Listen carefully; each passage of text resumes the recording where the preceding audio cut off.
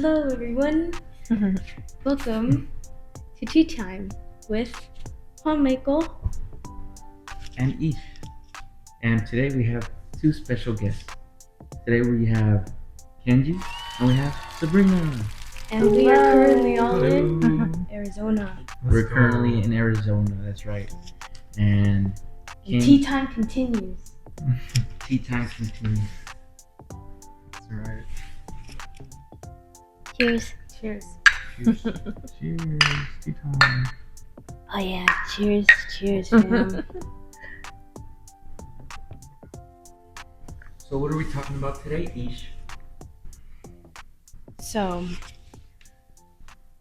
I think we're closing out the week of asking for help from other people, from yourself, from a higher source. And we would also like to introduce our next topic for week 2. And we'll go into that soon. So, What should we talk about this week? So we are investing in yourself.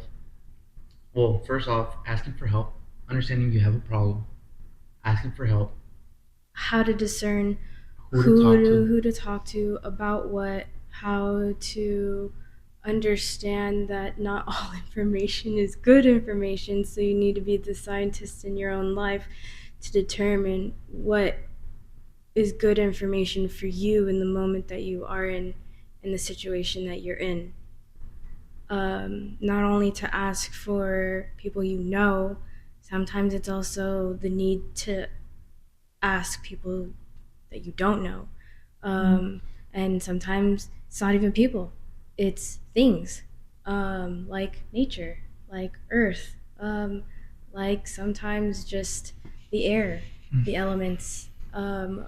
It could even just be like, right, universe, a higher power.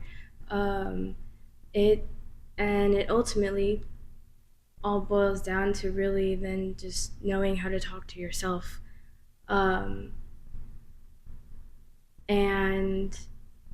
then we go into ways and examples, like we've been able to talk to people in our lives and how even we've been seeking like other people's guidance, but at the same time, like we actually are helping them out in return by like us actually asking for help. And then we talk about being a bucket filler and not a bucket taker, and really understanding who those people are and if that could be you. And investing in yourself, right? Investing time and effort. And for some people, it can also boil down to asking financially. The time, the effort, and financially.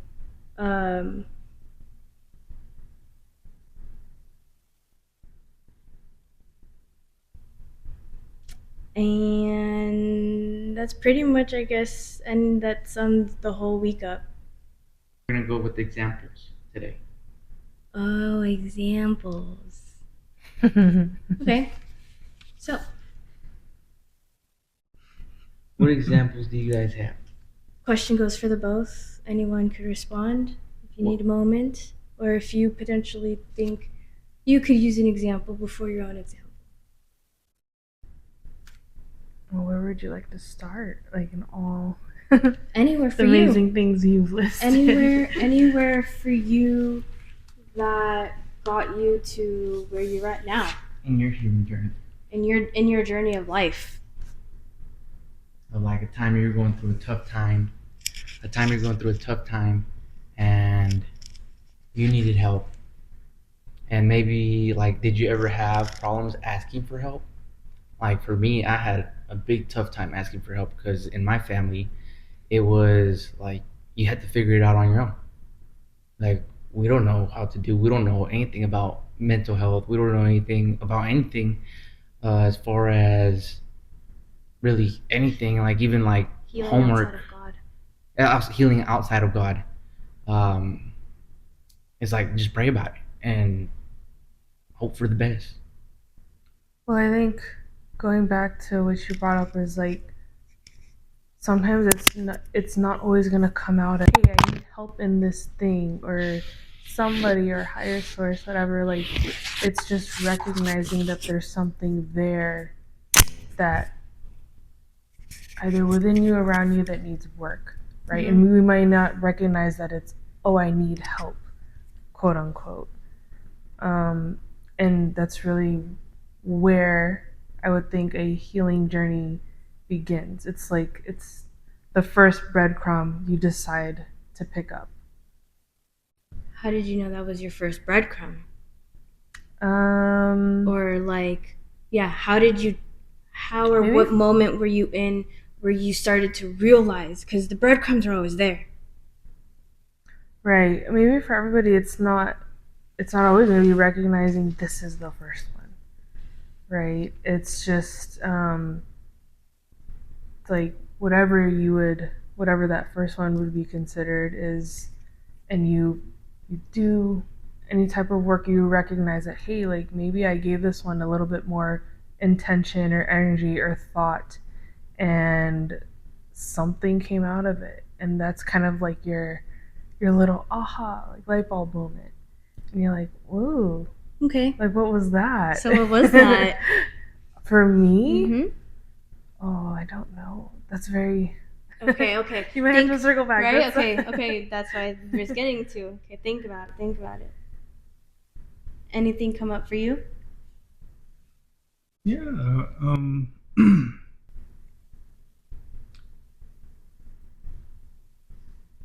I think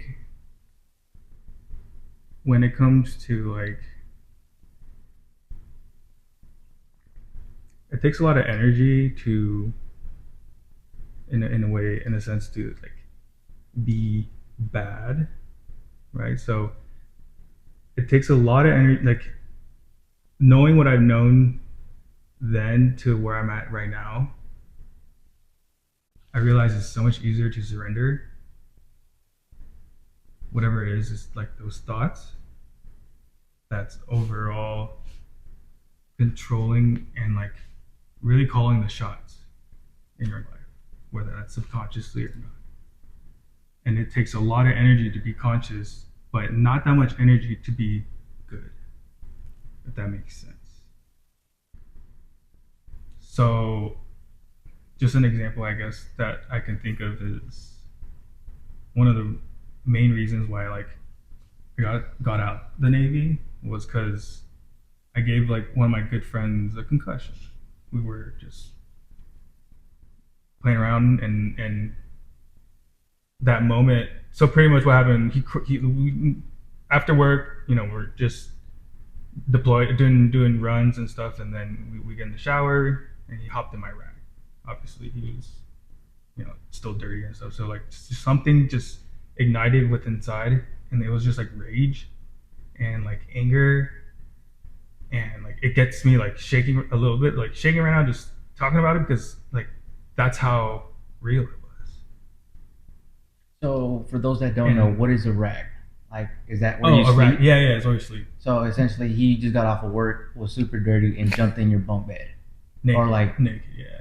and Like, just we like were playing around though. Like, you would think boys like it was just so dudes you, being dudes. so you beat him up. Yeah, we actually I would have beat him up. I swept him, and he hit his head. Like it was like legs and just head. Okay. He threw up, and my other buddy had to take him to the medical, and then, long story short, he had to get flown off, right? Because like he couldn't be on the ship anymore. Yeah, it's funny until like It's funny, but now, it's funny now, but in the that moment, it's like I was like, scary as oh, hell. I'm going to court martial. I'm getting in trouble Yeah. because now I'm on Navy time. They took time out of the flight ops to do this medevac Yeah. that I caused Yeah. just because of that rage.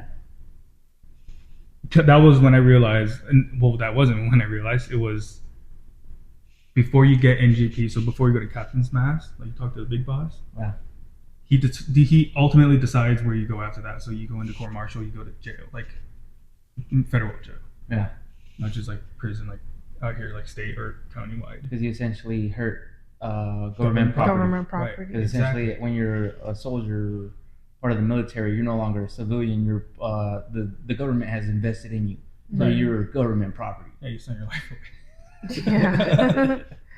and you hurt government And property. well, yeah, because now And your friend. they're paying for it. Yeah, and my friend. And they had to evac him, Yeah, he had to evac him. so that's like money that the government has to pay. Yep, and time away from. We had to get certified to be able to get the ship out. Like there's testing, and it's on not my time. Yeah.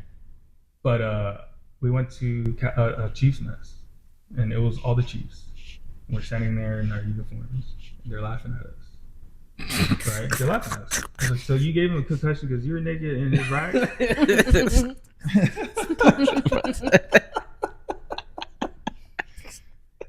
He did, and then yes, Boys all yes, around. Chief. Like, yeah, Yes, Chief. like You know? how stupid are y'all? Stupid. You know, like is that like the vibes that they were giving? Like, Yeah, no, yeah, you know, y'all are just so goofy right now. Like, so goofy right now. But I was 24, 25, Yeah, you're young. You're a kid young, you know, doing After- kid things. doing kid things. After that, I went to Chaps. That's when I realized I needed help.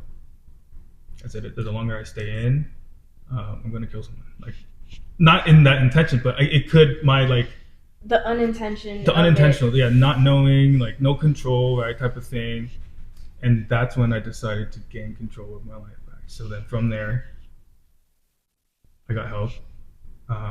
That's when they got me off the ship. That's why like my contract's 5.5 because I spent 6 months in LIMDU in medical. So that ended my career. My contract ended, and then they had to extend me because they can't just like they got to fix me before they toss me out. Yeah, yeah. I'm saying? But that's when I experienced like I went through CBT, which is cognitive behavioral therapy. Cognitive behavioral therapy. Yeah, cognitive, something like that. It's like repetitive. So you talk about- so you went there because you realized that you had an anger problem, and that you wanted to resolve it, or what kind of issue that you had that you're like, hey, I have an issue that I need to resolve? Was it like an emotional issue where like I feel my emotions really intensely and then I act on them, or is it just like a strictly I have anger issues and or when I get pissed off I black out and I just do something and then like I gotta live with the consequences and I got to stop blacking out and so I need help from a professional to help me guide me through those steps. So what was the issue at that time that you had realized, or did you even know at that time, or what did you realize along that journey? Great question. During that time, I mean, if you guys are relatable or not, like I would think so. Is that you'd have that conversation with yourself constantly, Yeah, whatever that conversation is. We had to talk, right? Like yeah, it's yeah. whether it's negative forces, negative energy that are speaking to you, right? We talked about if it's your voice, actual voice, or not. Yeah.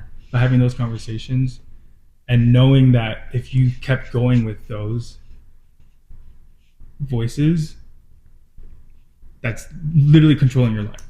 Mm. Then bad things would happen. That was kind of my light bulb moment because I had zero control of stopping before giving my homie a concussion. Like it just went to like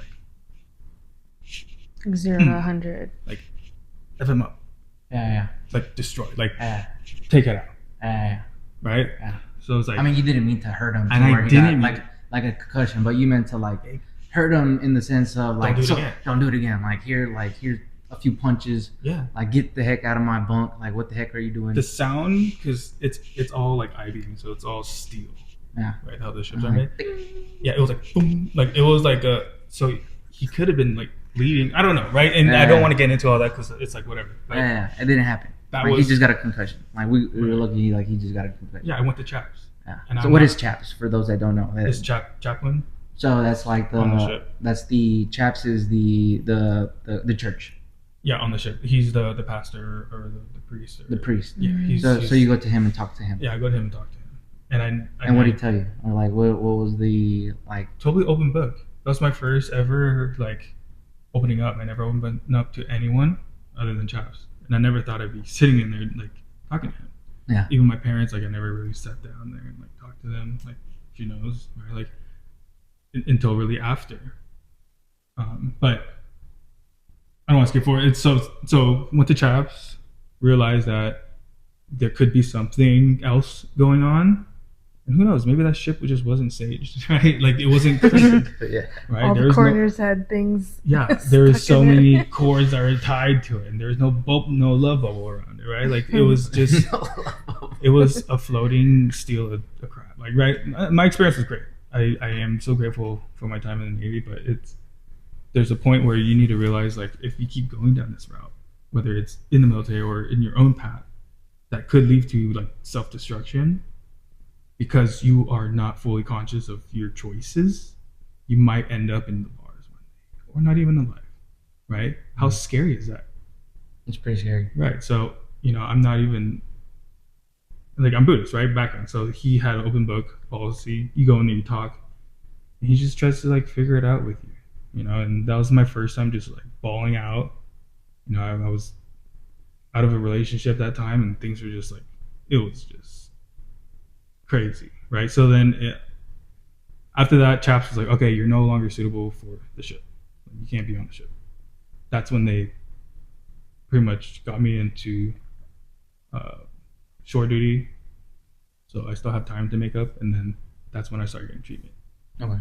CBT, and then CBT was that the cognitive Cognitive behavioral behavioral therapy. Yeah, I could be like nuking it right now, but it's just Behavioral therapy, repeating the same things. Repeating the same thing, Reprogram, retrain. Okay, it's just like Out of a behavior of the aggression. But I still don't believe it helped to where it was numbing now. Yeah. But it didn't help as in it led to other things. okay. So now me adjusting to civilian life led to other things because now I'm playing in my head repetitively, right? It's just like constant because that's the training. That's part of Oh Dude, yeah, you know. you're doing it so much that You're it's living just it so much. it's Yeah. just like it's normal to you. Can you give more context to that? Yeah. There was mishaps on the ship that caused me to have PTSD. Things I didn't think I would have to see. Like people got hurt, like really bad, or died. Yeah, they killed themselves. Oh shit. And then there's helicopters that crashed. Oh shit. It's just things Oh, you man. didn't think a 19-year-old kid would be seeing. Yeah. Right? Real And- stuff, And like real real- stuff. real, It's like- real like life stuff. They put hairs on your balls for sure. Right? So if you want the fast track, go join the military. Right? if you want hair on your balls, go to the military. No, it's funny because it wasn't. I didn't grow He facial didn't hair. have facial I hair couldn't grow facial in the hair when I joined at military 19. Now that until he got out, Yeah. and then his armpits, his Yeah, face, yeah. everything. just like I was able to grow. That's why my long hair. I just let it. No, because everyone would have to shave every day. I would just shave maybe like. Once He's like, I every don't week. have anything. Yeah. I literally bought a buzz boost, so I don't have to shave all the time. Yeah. But then that led to like, is it okay if I keep going? Is it- Yeah, Yes, keep going. keep going. Yeah. Okay, yeah, cool. I'm like, Spilling the tea, literally. yeah. Yeah. This is like Cheers to that. cheers to that. Going off of like how we started to where we're at, like this conversation is real. Like it's a real conversation. I've got my aha moment, but I'm gonna let you Yeah. keep going. Sorry, babe. Keep cooking, keep cooking, keep cooking. Yeah, Keep cooking. because it's like rolling. Yeah, keep going. Keep cooking. Keep cooking, chef. For those of you that don't know, Chef Kenji is a Put him cult. out. Put you out. Oh my gosh! Today, he was like, "What do you guys want to eat today?" And I was like, "Can we have soup, please?" And he was like, "Oh, I got you," because I saw Say a bunch no of more. broth in the pantry, and I was craving it. And oh my gosh, guys, it's like the best soup I've like probably ever had in my life. Fresh It baked was sourdough. so Fresh good. baked sourdough. You need to give Michelle the recipe because like I want to Absolutely. continue eating. Oh, fresh baked sourdough. He's been cooking sourdough for the past 2 days. Been watching him cook it from scratch. Just like so good. Like Chef Kenji. Right. Chef Kenji. He's gonna be starting a YouTube channel. No. We pressuring him into it. So You guys are wild. be on the lookout. Be on the lookout for Chef Kenji. Yeah. Uh, the camera is now a little bit angled.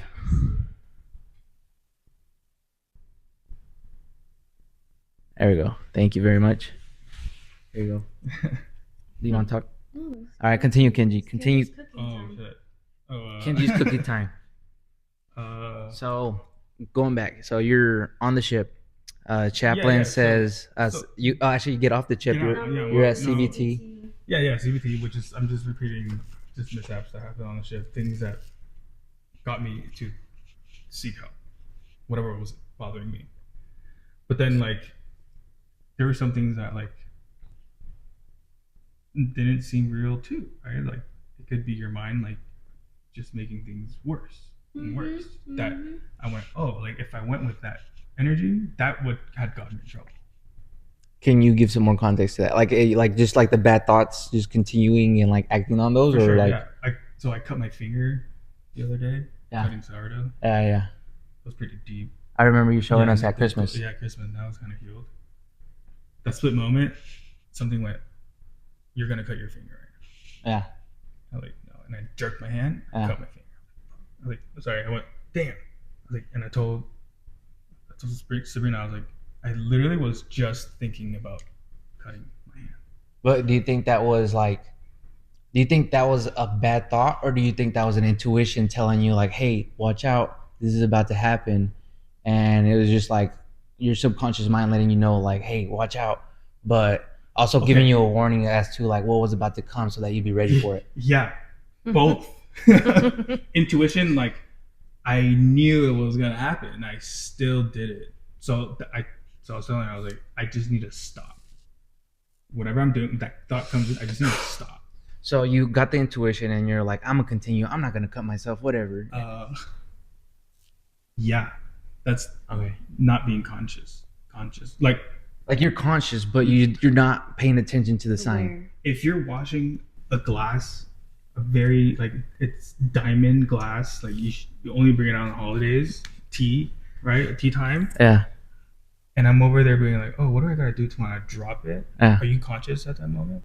All right, so actually, I got a Just tea time go story on to about this. So about 2 episodes ago or 3 episodes ago, I took out a glass for a tea time. I took out a glass for tea time, Thing. and I was like, I'm gonna break this glass. I was like, Oh, yeah, yeah. Mom, we gotta buy another glass for you. Sorry. But I was like, literally, I was getting the glass of water. So I was like drinking my tea, but also like gonna go like get water so like I can drink water and tea. And in my mind, I'm like, I'm gonna break this glass.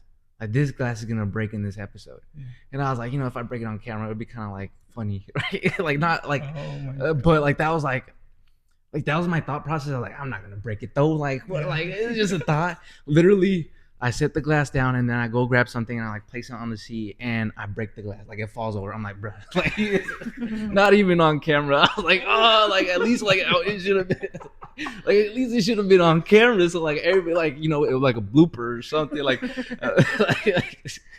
well, no. And so if you watch one of our No, episodes, that's there's like evidence, dude. You don't want evidence.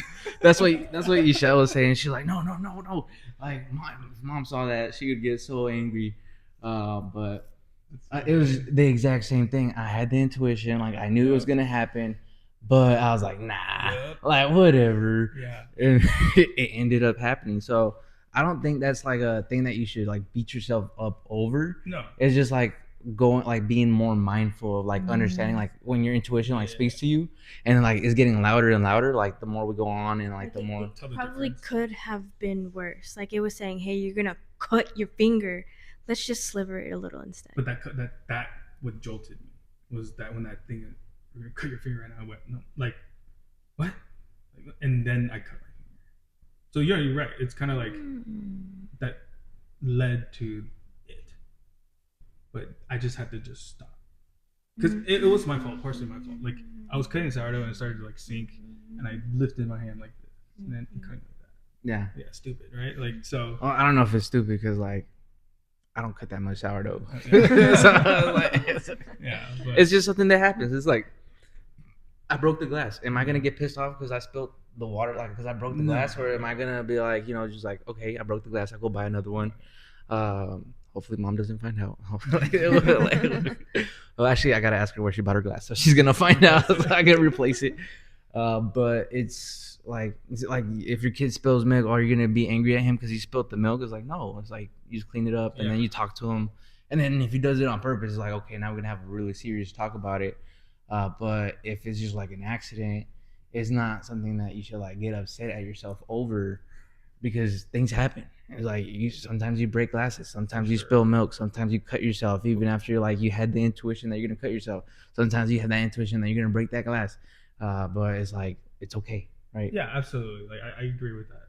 But how many times have you grabbed a glass without breaking it? Thousands of times before you broke it. And thousands of times I never thought I was gonna break the glass until that time. Sure. Yeah. Like I literally like so many times I like touch glass and like I'm not gonna break the like I never think about I'm gonna break the glass, like it's gonna fall down. But this one instance I'm like I'm gonna break this glass. Like it's like sure. Not on purpose. It's just like I just have a feeling that it's gonna happen. But I'm like, nah, I haven't broken a glass in forever. Like why would I like break a glass now? Mhm. Like it doesn't make any sense. And then like I break it like 2 minutes later. Like But just add that to just anything in life, right? It's like how much better would it be if you had full control of, and you're never gonna have 100% of full control of anything, right? I get it. Like your body's just gonna do its own thing, but being conscious enough to go, when I'm washing this glass, I'm not gonna drop it. I'm gonna be focused on it. Do it in like a meditation, in a sense. Like it's its own meditation. Yeah. Right. Yeah. And then you find the fulfillment in that because like, wow, I have a cup to wash. Like I'm not using my cup to get change, right? So then, and everyone gets a cup, right? That's just full abundance within itself, right? That we even get to sit here, and I think that's what led me to find Sabrina, have a beautiful family, right? And we're having a baby soon, and we have a beautiful kid, beautiful dog, beautiful family as well, right? All because from getting out till now in my own life. For sure, like maybe I attracted what I want. I know it for sure, right? And she did as well.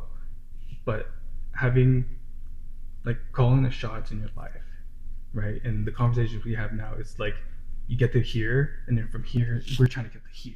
Yep. Right? Yep. But getting to here, look at what all the abundance that it has given me. Yep. Because I asked for help.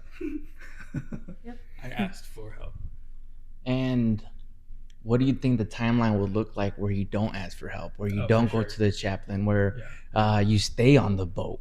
Yeah. So then we're talking about modalities, right? So then yeah. this weekend, Sabrina told me to go do the hypnosis, and I did that. To your question, put me in the back pass of the low and easy route. There's a fork in the road, right? It's the past and the future, obviously. Explain it to like the people that like we had the conversation. Okay, So like Aisha wasn't there, Sabrina wasn't there. Sabrina had her own experience within herself because I played it. I mean, she was there, I guess. Yeah, So, yeah, like she experienced She knows. it. But for the people at home, Oh, like okay. watching this, that haven't like had this that aren't in on the end, My bad. you know, This like is- give them some context. for sure. If So you you guys start- feel like you're stuck or anything, get a wife. No, The right one. The right The one. right wife, the right, the right one. No, seek other things that you think, like you don't need to just go to something serious if you don't feel like it is, but it could help you. But I would say hypnosis is probably, it's crazy because a lot of people psych themselves out to where it doesn't work for them. They say it doesn't work for them. They're the snowflake and it doesn't work for them. You're already canceling any possibility of the wall, like that door is just closed and you're not even like looking through the window. You're just like not open to that. Oh, and I kind of want to add to that. And sometimes it might be your practitioner. So sometimes like some practitioners are a lot better than other practitioners, and a practitioner might just not vibe with you. Like, because Right. like sometimes you meet somebody and you're like, I don't like this person. Like, you don't even know why you don't like them. You just don't like them. For sure. And so, like, and it might be like a past life thing, like if you believe in that. But like, if you don't, like, you just get vibes, right? Like, Yeah, sometimes yeah. you just don't like a person and you don't know why. And then they're trying to get you into hypnosis, and you gotta kind of like have that trusting feeling with that person. Okay. And if you don't have that, and you just like close yourself off, like because you don't like them, and like I'm not allowing this person to put me in hypnosis because I don't trust them. And so then you block yourself off, and then from that one experience, you're like, all hypnotists don't work, right? Yeah. But you should also keep yourself open, because also the same experience happens with acupuncturists, Yeah. with therapists, because I know therapists, doctors, some doctors are really good. Yeah, So like some of the Western medicine is great. Like some Western doctors are really great. Mhm. Some other Western doctors are not so great. Like they're not the best in the healing modalities. Just like how restaurants get graded A through C, D? D, A through F. A They can through fail. F. Is really enough? I've Yeah. never worked in the restaurant They industry, should close them so down. I think it's so D. there you go. Okay, so A through Interesting. F. It's just the same there's thing an with F. everyone else, with They every fail. practitioner.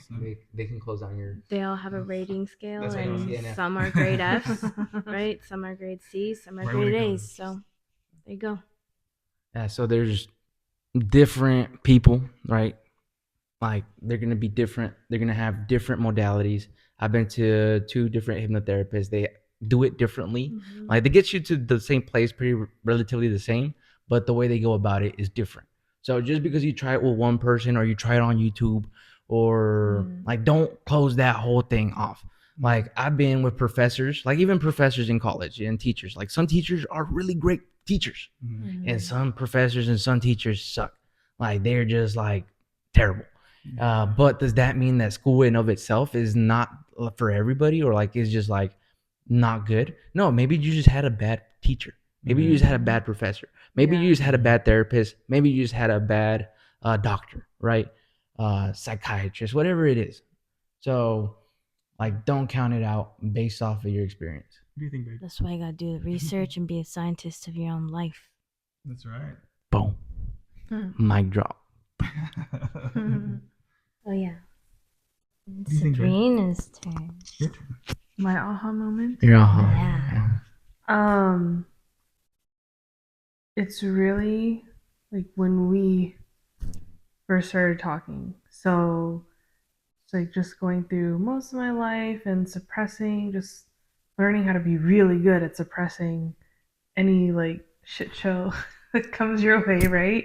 From childhood to college, and I mean, I guess part of your upbringing, it's different for everybody, but I didn't have people to go to express or really talk things out.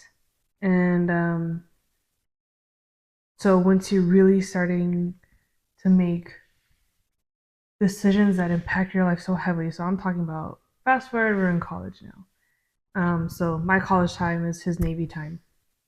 So he's doing his thing, I'm doing my thing.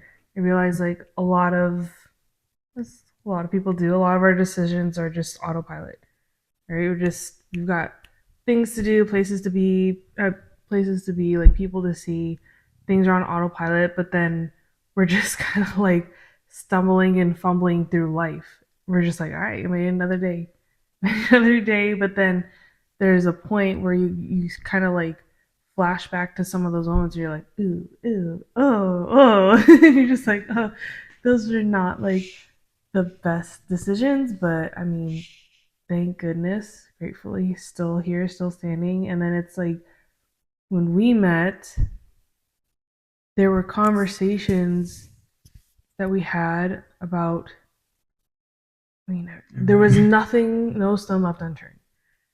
Conversations about topics that I never thought I would ever have in my life.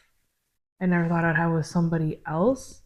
So as we just continued to be completely open and vulnerable with each other, and how it ended up being him versus any other guy you date or any other friend like you meet along the way, like on your life path, like why it was him, like I'm just accepting of the fact that it was him. And then just that time frame of where So it wasn't like a specific moment or a specific conversation, but it was just immediately, like within that maybe a few months of us just talking. It's just like, whoa. Like there's a whole. So I didn't see it as like, oh, I need help. I need help in this. I need help in this. But just the conversations alone made me realize like this is starting to do something. It's starting to heal certain things that you wouldn't recognize that, oh, I need to be healed in this, or I need help in this. So you Wow. weren't necessarily asking for help, but one of the things is like like seeking the fact that you need to talk to other people, to talk to someone else. And sometimes that someone else is the past version of you, aka videotaping yourself or audio recording yourself. Yeah. Nice. Yeah. And sometimes that is a significant other or a friend that you trust, that you just like get really deep into it, and then you realize, oh, that thing that happened in my childhood, actually, that wasn't cool. And Like, then or the like, timing, yeah, the timing someone's of when we met is like, we didn't, I mean, just quick little rewind. We met each other in 5th grade. I hopped around to a lot of schools, so I really only knew him for half of 5th grade. Then we went to different middle schools, same high school, knew each other, but we weren't friends. And then off to Navy, off to college, and then of course we just meet like social media, kind of just like once he's out and back, and then I'm done with college and We're at I'm 24-hour fitness. working Same my gym. first job. Yeah, my first job out of college, and then it's just kind of like, oh hey, like familiar face. So it wasn't even the intention of like, oh, I'll hook up or I'm gonna date this guy. It's just like, friend. hey, but then we both, the thing that connected for both of us is we were going through our own stuff at the time that we really just needed someone to talk to. But it's different when you connect with someone, like you could talk to anybody about anything, right? You got your friend group here, Similar traumas. group A, group B, or you got like your cousins or like your bestie, like what your BFF. But then there's something that clicks where it's like, oh, I forgot what was doing this. Everything just There's seems something- natural. Like it's just flows, just works. And It's like a glove. so There's something no, like back and forth. It's just like something we Oh. recognized we both needed Oh. at the times. We just needed someone to talk to. That could relate. That can relate. And we both have completely different backgrounds and experiences, but somehow, universe was able to bring us together and make us realize like, wow, like we can kind of like help each other do this thing. So it just became like a talking relationship. And then as time kept going by, we're like, nah, it doesn't make sense to like do this with anybody else. it's just There's talking. no way. I think it's at the end of the day, it's just talking with someone. And Yeah, I don't think not any of seeking us. per se, yeah. or I no, don't- there's something wrong. Sorry, No, you're good.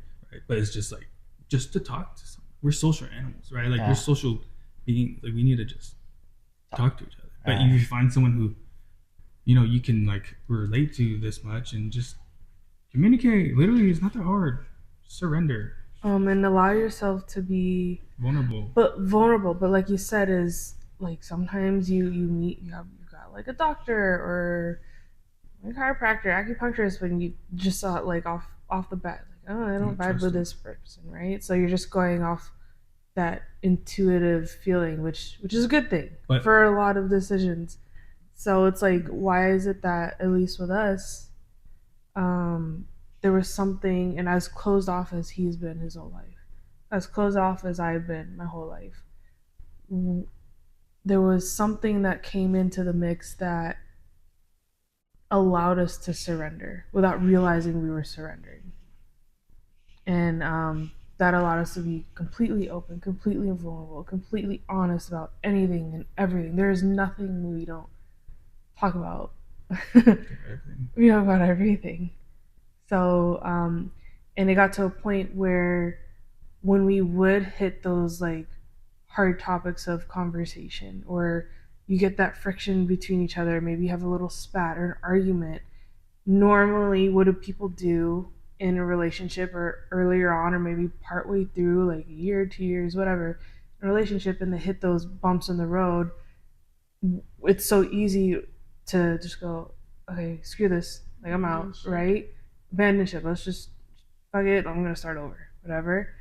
There's something that when we would get to those high friction points, already while we're in like the middle of the storm, we know that we're gonna overcome it no matter what, and that it's something I never experienced with anybody else, friends, anybody you dated, whatever, family.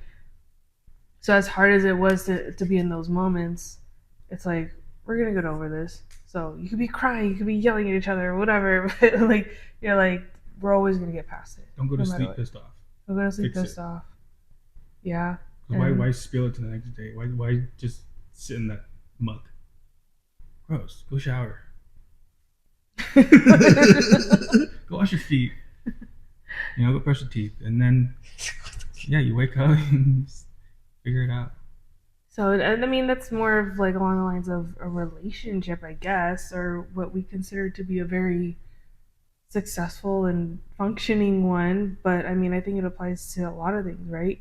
It's not just a romantic relationship, but a relationship you have with any person you come across in your life, right? And I feel like for me, it helps me like talk to people like so much, because like sometimes I'm like ruminating on things, and then once I say it out loud, I'm like, actually that's not right, or actually like that's on point, like that's what I need to be doing. So just getting it out, because in your mind it's just like kind of a jumbled mess, but then when like you speak to somebody, like it becomes real. Like it becomes so real. And then it's like it allows you to, like, when you talk to somebody, like, am I like crazy or am I stupid, or like is like my intuition off, like what do you think? And like you get a sounding board of like, and then you tell them something like, which is maybe your normal, like how you grew up, and like you tell it to somebody and you're like, what happened when you were like little, like that was not normal, like what did you go through, like that? No, actually let's sit here and reflect about this for a second, because actually it's not normal. Because a lot of times when we live through trauma or we live through something, it may have happened to us and we just think it's normal until we tell somebody and they just kind of like look at us funny. It's like, what are you talking about? What happened to you? Like what? And it could be something simple, right? But it's having that sounding board and somebody to talk to that will open your eyes to something that maybe you didn't see before, that was an issue that is currently affecting you. And then it gives you that nuance of like, oh, that is an issue that's currently like still affecting my life, and I need to do something about it. Now, what is the thing that I need to do about it? I'm not exactly sure. Maybe through the conversation, maybe they know somebody that's been through the exact same thing and they know like how they got help. Or if not, it's just like, even just knowing like, hey, there's an issue here, that's like a huge help. Yeah. Because like I've said this multiple times, an addict doesn't get help until they realize themselves that they have a problem. Like they don't get help until they realize themselves they have a problem and they want to fix it. Because if they have a problem, like, oh yeah, I got a problem, but ain't no one even fixing this problem. Like it's like that's a problem. It's like it's a problem I like. It's like I like this problem, right? And it's up until they don't, and then it's like, I don't like this problem anymore in my life, I want to fix it. Until then, is it that they get help and they actually fix it. So it's just like knowing that you have a problem is a big step, but then actually wanting to move into that next step forward of like, how do I actually fix this issue? Because a lot of times it's like, yeah, childhood trauma, but like everybody has childhood trauma, so like why should I fix mine? Like let's keep the generational courses going. Like who cares? Pass it down. Pass it down. It's made me this resilient, it will make my kids resilient too. Like, Yeah. Or give it to them, extra times two. Times two. But it's But no.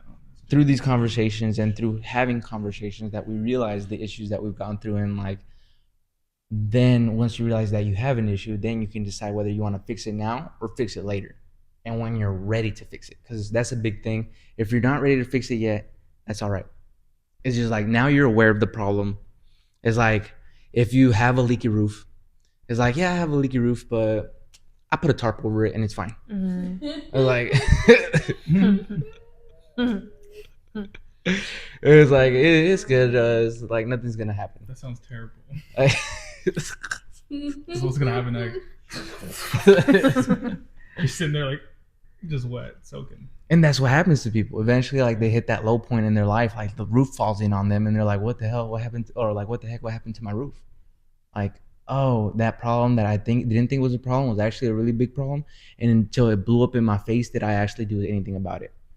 And sometimes people don't do anything about it, but a lot of the times is when you hit that low point where it's like, okay, I can't ignore this problem anymore. Like, I need a roof. I need to live with a roof. So I need to go call the roofing guys, maybe my insurance company, and I need to get this roof fixed. Like, and this would be like, maybe I need to call my health insurance company and see like what my plan offers. Where can I get help for my problems that I'm going through? Like, who can I talk to?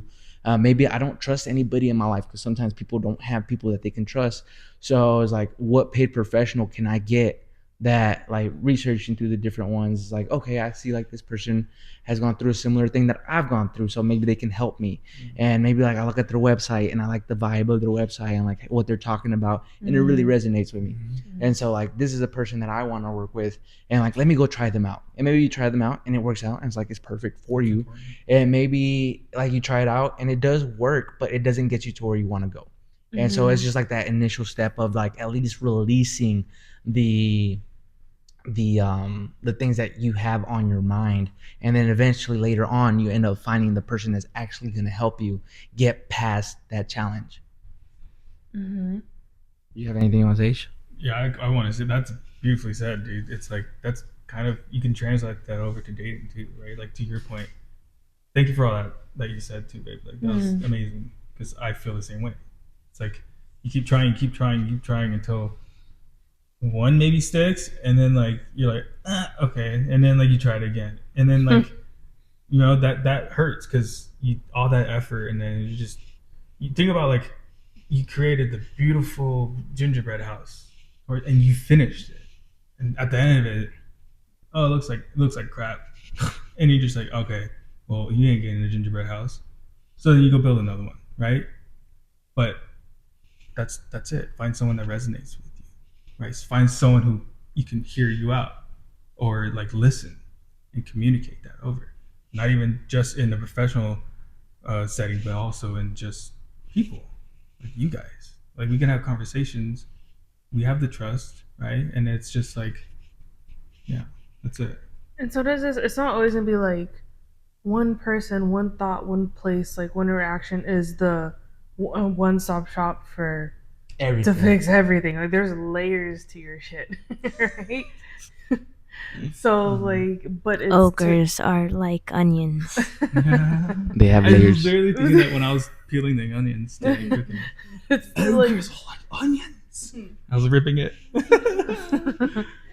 but you like recognize like this is a start to something, right? Especially like yeah.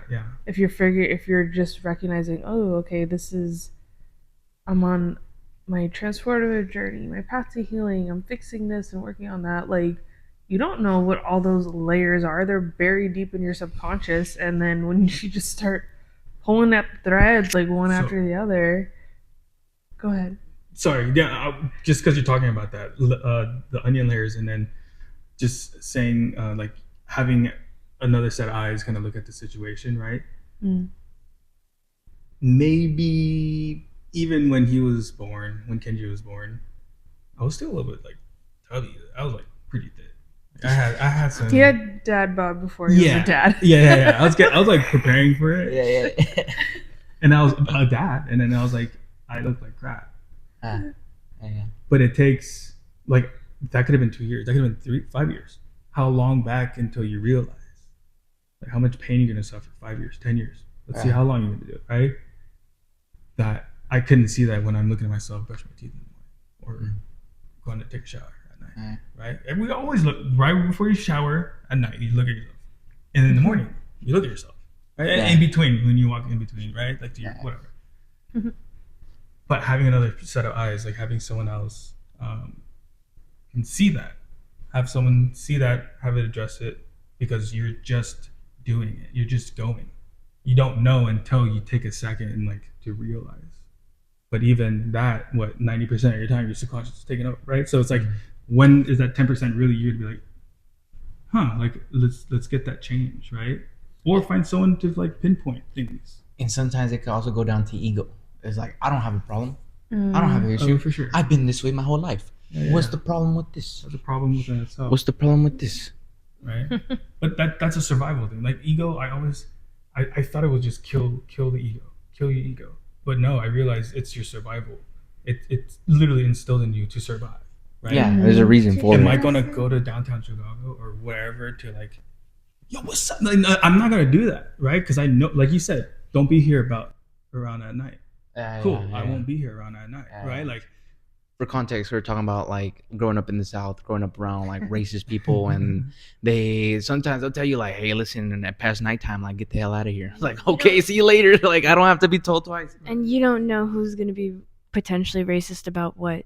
So, just set yourself up for success. and don't go, right?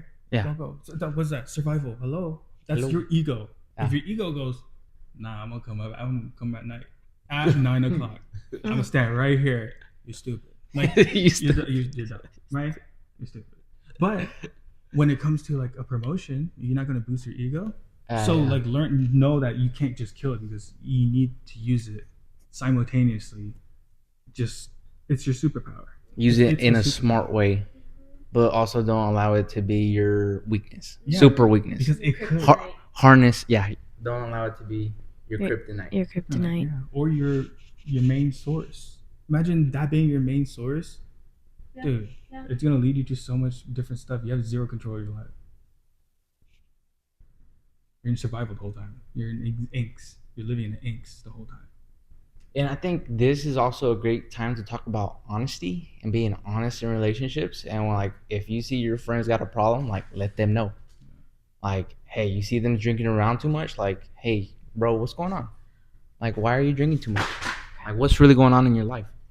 But it's also always about how you go about saying it too, right? You don't just be like, oh,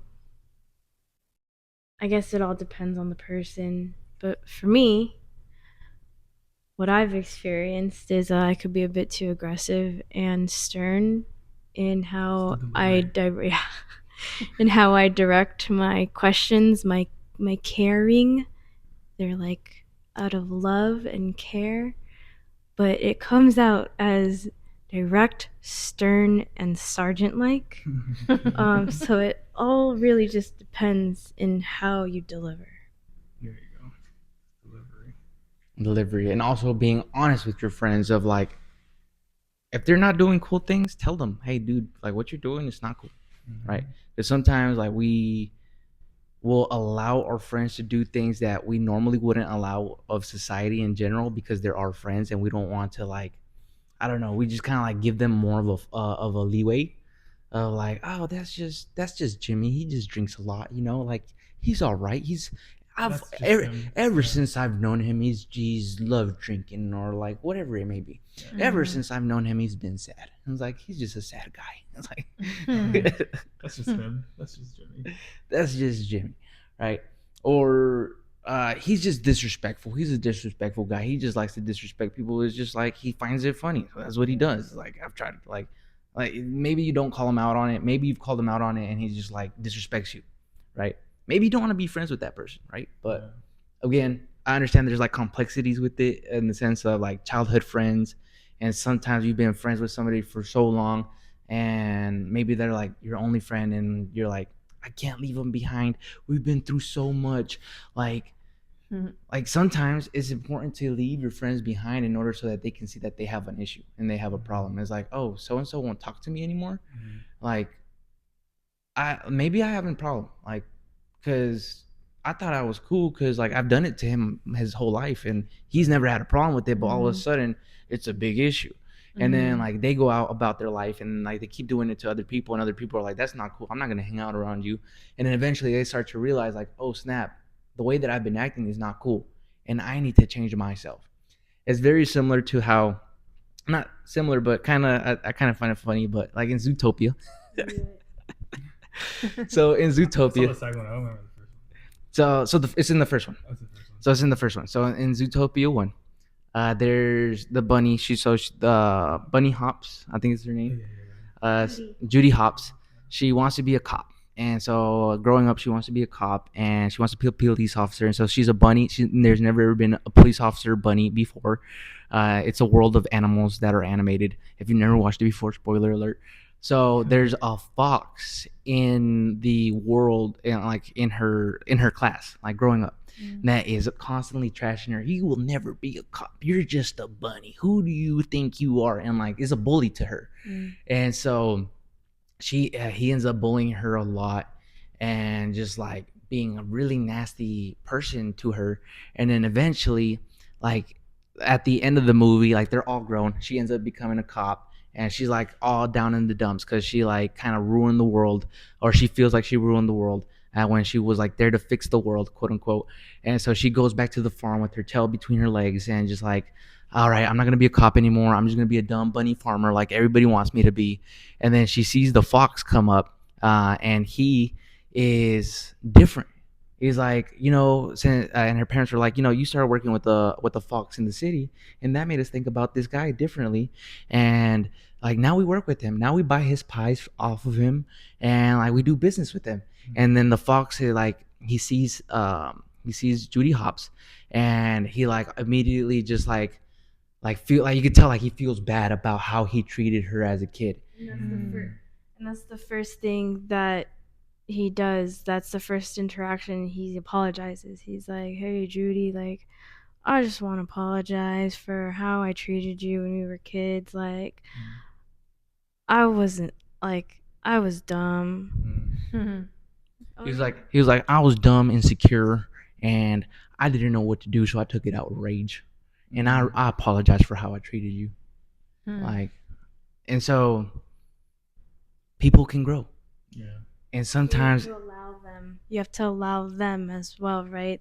And that's whole that concept of like allowing yourself to receive, but allowing others to do that as well. Like, give them the gift of like receiving help in a way that they never knew that they needed. It kind of sounds all like a riddle and all over the place. I don't know if that makes sense. I think you mean like forgiving people, like allowing them to go through their process, and then like forgiving them for being human, right? I get you, yeah. Because a lot of times bullying comes from that insecurity, not feeling like enough, and feeling like that, a feeling of superiority based off of like them feeling insecure in themselves, so they have to feel superior, so they belittle you. And it's going back to being a bucket taker. So in order to like you feel like, so in the book, bucket fillers, how to be a bucket filler, it talks about, it's a children's book, it's a really great book. Have you filled the bucket today? I think is what it's called, and we'll link it down below. So have you been a bucket filler today? And the concept of it is that it talks about being a bucket filler. It means like filling people's happiness bucket. Like everybody has a bucket of happiness, and some people's bucket of happiness is full, and some people's bucket of happiness is empty. And some people think that when their bucket is empty, in order for them to fill their bucket, they go and find people that are happy, and they take from their bucket. And like by calling them names or like in a bad way. So like they're like it satisfies them in that moment, but what it really does is that it doesn't, like they think they're taking their happiness from that person and putting it in their bucket, but it's really just like falling out. And so their bucket is still empty, and so it's false, like you said. So it's false. It's a false sense of superiority. It's a false sense of happiness. It is dull. It is not complete. And then it's not until they realize like, hey, actually what I've been doing isn't cool, and you know what, let me start being a bucket filler. Let me like light people's day up. If they're already like lit up, like let me light them up even more, right? Or if they're down, let me lift them up. Like let me fill their bucket by saying like something kind. Like maybe somebody looks all sad and it's like, oh, I like your shoes, or I like your shirt, and then you're like, oh really? Like, like people get excited when you like compliment their things. I have a question now. What's your question? Are you a bucket taker or bucket? No. When was the last time you were a bucket filler? Not Not to each other. to each other. Not to each Oh, other. not to each other. I think generally we go about our day when, when we're not homebodies, when we're out and about and we do have interactions with people, we are genuinely out and about with the intention of um like adding love and light to wherever we go. So there's going back to this, kind of ties into this little part that I'm going to mention, ties into our ego conversation, but it's like it is not up to us to go around and be like, you need to be fixed, and you need to be fixed, you need a healing, you need a healing. Well, You need one. You need one. You need one. You get a free one. Is that not out now? Like Is that not your ego? a part of ego that is now taking over and saying Like, we're you need superior, yeah. right? That's a I'm great be- word that you use. Like I'm better than you. I'm higher because I'm in my journey, and I see you're probably like down over there. So that's not up for us to decide. But to your example of like Jimmy's just doing his thing, whatever. But if you recognize like, hey, I'm on a transformative journey. I'm trying to transcend um, what you're doing, your actions, like how you talk, how you speak to people, how you treat people, doesn't really resonate with the version of me that I'm becoming. Like I'm leaving this part behind. Don't ever like feel bad that if that person or certain people are like on that lower frequency with that version of yourself that you're trying to part ways with, like don't feel like it's your responsibility that You need to fix it. yeah, Just or 'cause like you they know.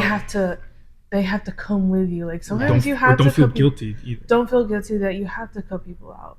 But I know I kind of just like jumped around a bit, but going back to your question, it's Sorry, babe. when we interact with people, we're very genuine, right? So you go to Target, you go to Sprouts, like that was like my day today. You go to the chiropractor, and I'm generally out to just have like you could have a bad day, right? You can have a bad day, shit happens, maybe something happened at work or someone took their road rage out on you, and now you're like, oh, fuck people, and then the next person you interact with, you take it out on them, right? Like why? Spread the love. Right, you ultimately are, and that's the part like you can control. That's the part where you could be like, that's not this cashier's problem, like that's not this um service member or whatever's problem, like that's not cool for me to like put that on them. So it takes going way back to the beginning of this conversation. It takes a lot of energy to be good, to make the conscious decision to do kind things for others and give love in your thoughts, your actions, and words. And it's very easy to be bad, to be nasty, to be mean to somebody just because you're having a bad day. But it takes work. It definitely takes work. So you work on yourself. It does add like a ripple effect into the world. And I really like this concept there, like what you're talking about, and it kind of goes to whenever like you go on a healing journey or like you start your healing journey, you're like, this is amazing. Why is not everybody doing this? Yeah. Like you try to take everybody with you, like you have like Yeah. a savior complex. Oh, like, I gotta save everybody, Yeah. but everybody's not at the stage that you're at, where you're like, you know Mhm. what, I'm gonna do whatever it takes to get out of this. And that's why whenever we say at the end of our videos, like, hey, if you're ready to do whatever it takes to like better yourself, like come and talk to us. Because if you're not at that stage, like you're just not ready, and that's okay. Mhm. It's okay to be there. And sometimes, a lot of times when we're on this healing journey, we're on this high horse, and somebody comes and like, cuts us off and like flicks us off in traffic, right? And they do these things, and sometimes it's a trigger to see exactly where you're at, right? You're being tested. You're being tested. Are you gonna Did you respond learn or are you your gonna lesson? react? Yeah, are You you know? are you going to hit them with the same energy or hit somebody else with the same energy? Right. Or are you going to transmute that energy and be like, Kindness. what a silly guy. Why is he so upset? I wonder what's going on with his life. Well, I'm going to send him some light and some love so that, I hope that his day gets Right, better from here on right. out. Hopefully, like he hits no traffic, he hits straight green lights. Right, but we're so not that- like you need a healing. yeah, it's like, because he may not be there. They may not be there yet, right? It's like, Like I have people cut me off nowadays. And I'm like, I wonder what's going on with them. Like Or like they do if someone's just like they're trying to get around you, they're just kind of like weaving in and out of cars. I'm like, just gotta shit. He's gotta get home. He's gotta shit. He's gotta take a That's poop. all he's gotta do. Poor guy's gotta poop. He's like, it's like- So change the narrative instead of like, oh, this asshole is Doing weaving it to through me, traffic like- and he's just doing. Man, this guy, this poor guy, he's got to go poop. Like he's got to Go. like go, bro. Like sorry, I was going slow in the fast lane. My bad, bro. Like, or sorry, I was going slow in the slow lane, but still, like, like. I'll give you room. I'll move Like, over. I'll move over for you. Like, get to where you need to go, brother. Like I don't know what's going on. Like, maybe you're trying to go to, like, maybe they're trying to go to a hospital. Like, change the narrative because we control the narrative that we say in our heads.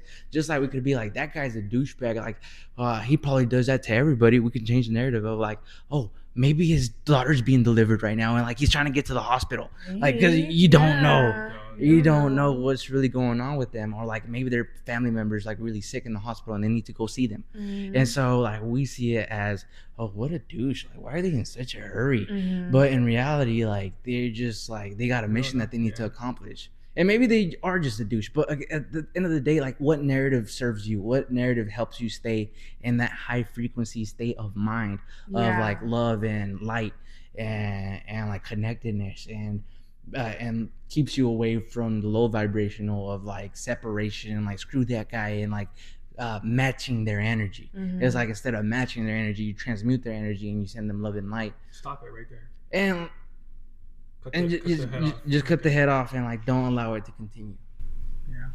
Yeah, no, that's a great what you were saying, because our conversation at the gym like was, why if you're judging others, you're kind of judging yourself, right? Yeah, absolutely, right? Just because they're not at your level Yeah.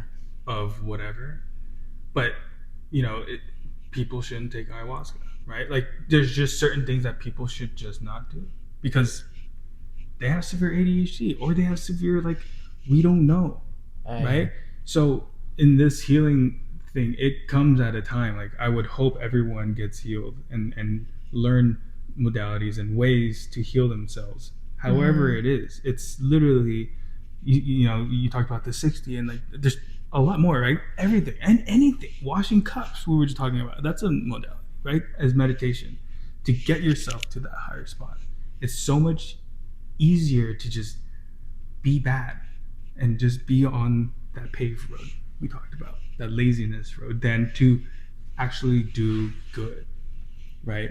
But it just takes a lot more energy out of your day, and we realize that Yes. Okay, actually I got a point. Okay. All right, so it's easier short term, but it's harder. It's easier short term to be in that bad mood, but it's harder long to term withstand it. to withstand it and to Keep be that feeding person for the rest of your life. Right. Because like you get to a point where you can't even stand yourself. Like you're just like, you're just festering so much. Like you get pissed off at yourself. Like, why did I drop my cup? Oh my god! Like who? You just like go into a whole spiral and you're beating yourself up. And so it's just something that we have to be mindful of. And how's that happening? You're hypnotizing yourself. You're Like when you're talking about that song, that clingy catchphrase, right? Yeah. YOLO. Like we all know YOLO, right, from Drake, right? Yeah. Right? You only live once. You only live once, like this the song, or the motto or whatever, right? Yeah. You know it, like as I'm like saying this, I just don't even know it, right?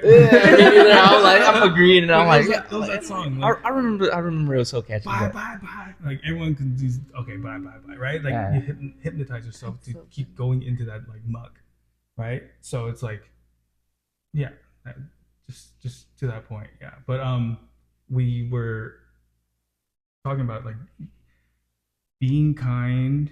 We've learned that just be nice to someone, and you don't know what conversations you have. 100%.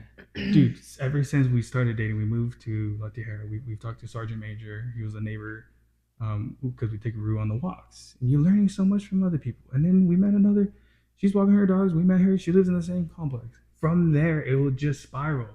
Now we're like best friends with the pho people. Like we talk to them, and it's beautiful because you go back and they treat you, right? Yeah. And because what? You're respectful and you're just the nice customer of the day. Yeah. They brought like my dad a soup because he's like watching his weight. So me, my mom, my Irene were eating, and the guy in the back came out and brought my dad some meatball soup. You know, it's like Yeah. they take care of you. So is it really that much harder to do that Yeah. in the back end, not knowing what abundance will come, but you're setting yourself up, like you're planting little seeds everywhere Yeah. until one day you need help, maybe, right? And God goes, then you go, God, please, like help me with any abundance. And so happens you walk into fun, and they give you a free bowl of noodles or something, right? Like, Yeah. don't just close that off. Always be Yeah. planting seeds, right? And- Essentially, that's good too. Keep But planting native plants. It everywhere, goes back 'cause- to the whole intuition though, and recognizing someone's energy or frequency, because you don't want to just, as much as we want to just walk around spreading our love and light to everybody and anything that we see and like touch and whatever, like you have to recognize like, no, these are some like instances where we don't, you have to like protect your energy in that Oh, that definitely. moment, so you don't just go giving it out, because then that can leave you like susceptible and vulnerable. But you need to your point, right? Like you tell me this all the time. You have to fill that up with good energy, right? Liquid gold, right? Mm-hmm. Whatever you're spilling out, you could give it. But what I would say is, I would still give it. Because Sure, But- I'm not but- saying like being nasty, but like, don't give it all. Don't give your 100%. Like, Like, no one be able to deserves your recognize 100%. the situation and the your environment. And Well, I would say if it's a sketchy environment, who aren't you to be the one that brings the light to that? This is not to counter Yeah. anything. This is just like how I would feel. I agree to both of you, but it's also at a certain point you do have to put up a boundary and separate sure. yourself from the situation. Like maybe you do send them love and light, and you're happy with them, but at the same time, it's like, all right, I'm gonna distance myself from this person. yeah, Or like you send them the light and love once, and it's not something that you have to continue to do. Mhm. Like you've already done not everybody wants your it. your light seed. Right. I understand And also to your point of like, and this is where I'm coming in my understanding of like, it's my turn to give when I'm overflowing, but only when I'm overflowing. Mm. If I've already gotten to that point of like I've stopped my overflow and now it's starting to take away Mm-hmm. and deplete, that's when I have to understand my own boundary of stopping. that. Okay. Mm-hmm. For sure. Yeah. I agree with that. To a point where, are you telling your, like, that's where I'm at right now, Okay. is, are you telling yourself that just to not gatekeep, not to reserve your own energy, like, I don't want you don't, like, not like you don't deserve it, but like know who should get it or who not, but that would go into my, like, is that your ego coming in telling you, like, is that limited beliefs coming from whatever, that like, hey, not everyone needs this answer or whatever. I'm coming at why would family members who you don't even know ask for prayers for a family member in the hospital and you still give them prayers? So then, but if I knew their character, I go, oh no, they don't deserve a prayer. Who am I to think that? I would just, this is just me, okay? Like you guys, but in my mind is like, sure, it could be depleting on me, but from you, I've learned to fill it up. And I can always be a giver. Like you are a portal. Mm-hmm. Because we get to create in this physical world. Mm-hmm. You get to create, everyone gets to create in their own way. So if it's sure, you want to keep your energy to yourself for certain things, I 100% agree, right? There is a time and place in that. But I would say if someone's coming at me and with negative, right? Go, oh no, I'm not gonna entertain you. No, maybe you can help him. Maybe you can have a great conversation. Maybe that's what he needs. It's like a little talk. Some guy tweaking, like, maybe he just needs like a talk. Sure, you're not gonna give him a hug, but maybe he just needs like a, hey man, you alright? Other than just shrugging your shoulder and walking away.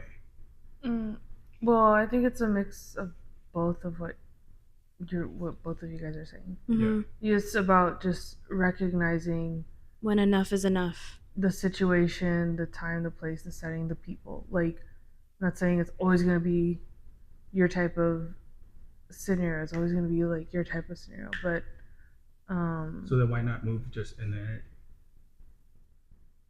It's free.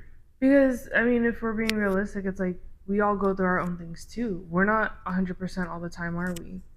So if we're able to recognize this is not a 100% moment, to Ishel's point, I'm not saying I'm 100% either, right? I try to be as 100% as I can, but that's my like. I would love to be 100%. All right, here's my counterpoint as well.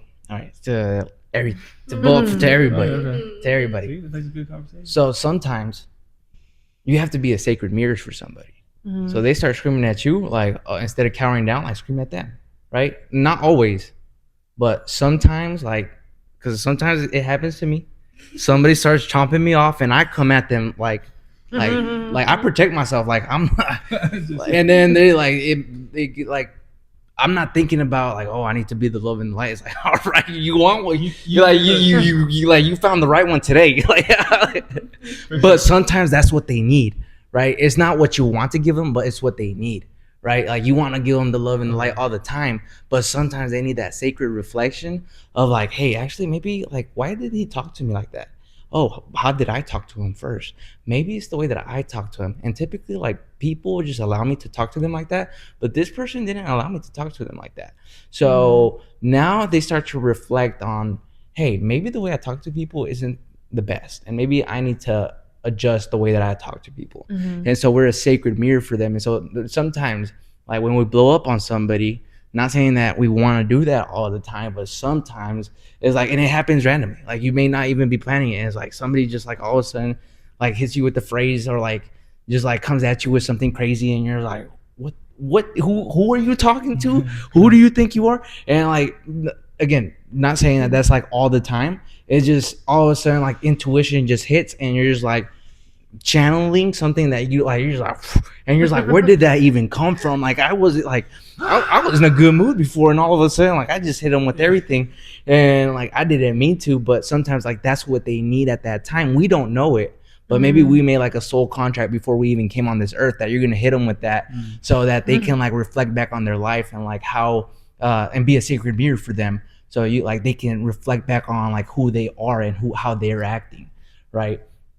But yeah. So not every moment is a kill them with kindness. Sometimes you'll have moments that, like you say, it's like the sacred mirror, or that's where the lion of ego comes out, right? That's when that lion needs to come out, because sometimes we get on those states, and then you realize you're like, maybe you've had moments like this where it's like something, like you said, that's a great word, something's channeling through you, and you're just like, whoa.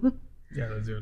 Like otherwise, I That's because you piss me off. No, that's not you directly, but like you piss me off to get down 0 to 100. Like you really piss me off.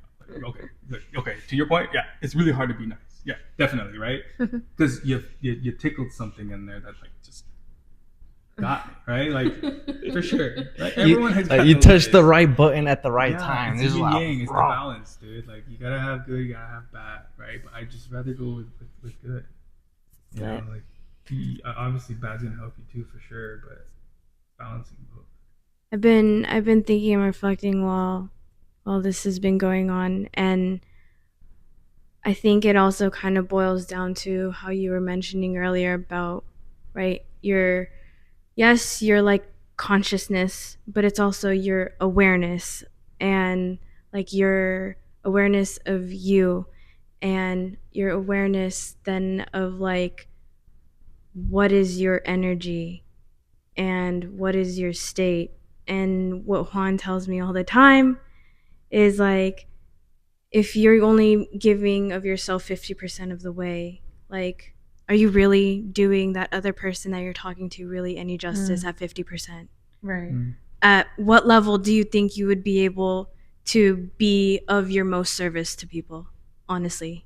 At 100, right? Or 100 plus when you're overflowing, right?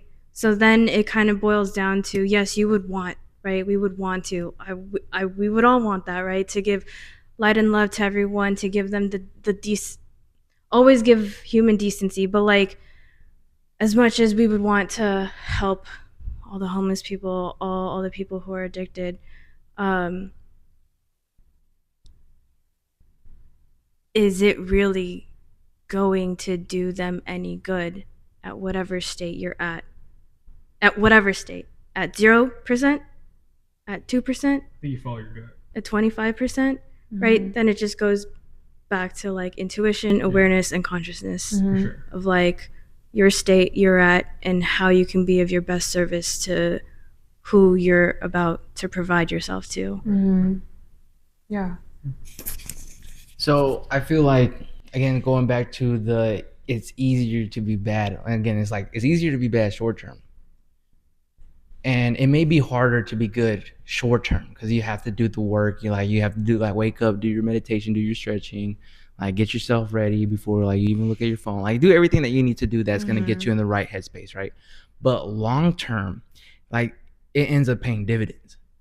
Cause like I'm over here like sprinkling seeds that I completely forget about.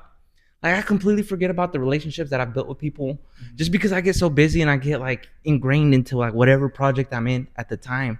And I forget all the camaraderie and like everything. I like sometimes like I really help people out and I just completely forget. Like I help people manifest things. And, like I just completely forget. But then they see me and like I just kind of think, oh, it's just like, you know, an acquaintance. But then they just see me with like so much love, like, Juan, oh my God, I love, like, oh, like I haven't seen you in forever. And then like I'm like, why is this person like treating me like this? like I completely like, because I just completely forgot. And they're like, Juan, do you remember? Like maybe we're having a conversation as a group. Oh, Juan, remember? Like he helped me this one time. I was really going through it, and he gave me this different perspective, and it like really helped me. And I'm like, oh. Like I completely forgot about that. Like just like, but it completely changed this course of their life or the course of their day to the point where like they remembered me and like to the point where they treat me differently. And like I could have probably just ignored their probably they're like, oh, I'm going through this, and I'd be like, oh, sounds tough. I'll see you later. It was like, you know, and like I'll hype people up. I'll just like when I see somebody sad and I feel like it's appropriate, and maybe I know them.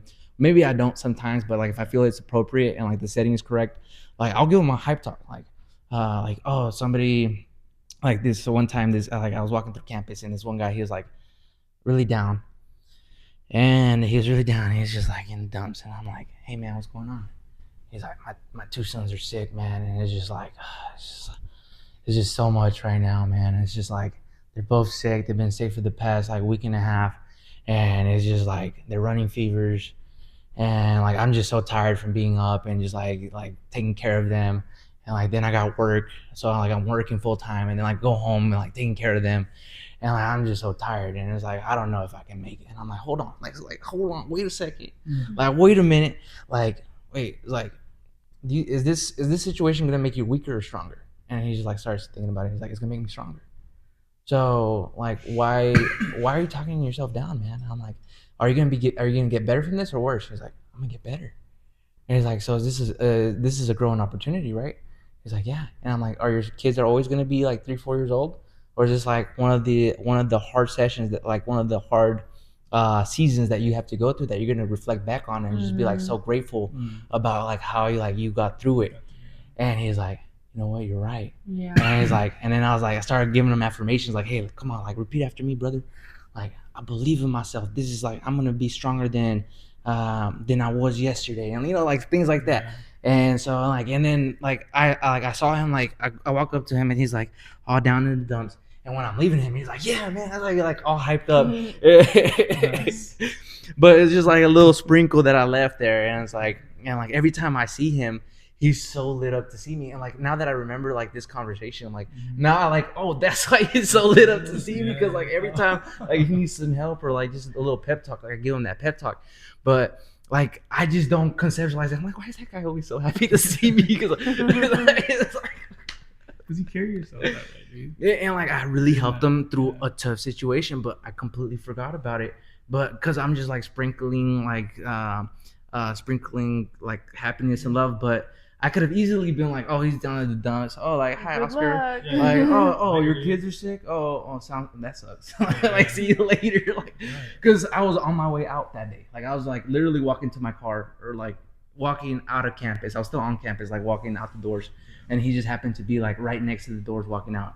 And so then I have that conversation with him, and like I end up just keep like it's like, oh, it's just 15 minutes out of my day just to like sit down, like really, hey, what's going on, man? You seem like down in the dumps. And typically he's a happy guy, so I'm like, what's going on today, man? And so like he like vents to me, and then like I give him the pep talk, and then like he has a completely different attitude about it, and like moving forward, like I like, and that's just one instance of like the things that I forgot about. Sure, Because like I saw him a couple months ago, I'm like, why is he always so excited to see me? You're like, oh yeah. It's like, oh yeah, and like people are always like, not always, but for the most part, a lot of the time they're very excited to see me, especially like if we had a deep connection, if we talked a lot. Well, like, we got Kenji. Probably woken up Kenji. So we have Kenji here, and then we have Kenji Jr. Probably because you can't open the door. Usually leave it open. So we got a water break for Kenji Jr. But yeah, so you sprinkle these little bits of kindness, and like I've done it my whole life, and I forget about it. Like I forget about like the stuff that I've done in the past, but it comes back later. And then I remember sometimes like where I could have screwed somebody over, and I don't. And then I see them later on, and like they're happy to see me, and I'm like, oh, this could have been a completely different reaction if instead of me like taking the being a moral person, being ethical, yeah, I could have just like done something that would have benefited me in that moment.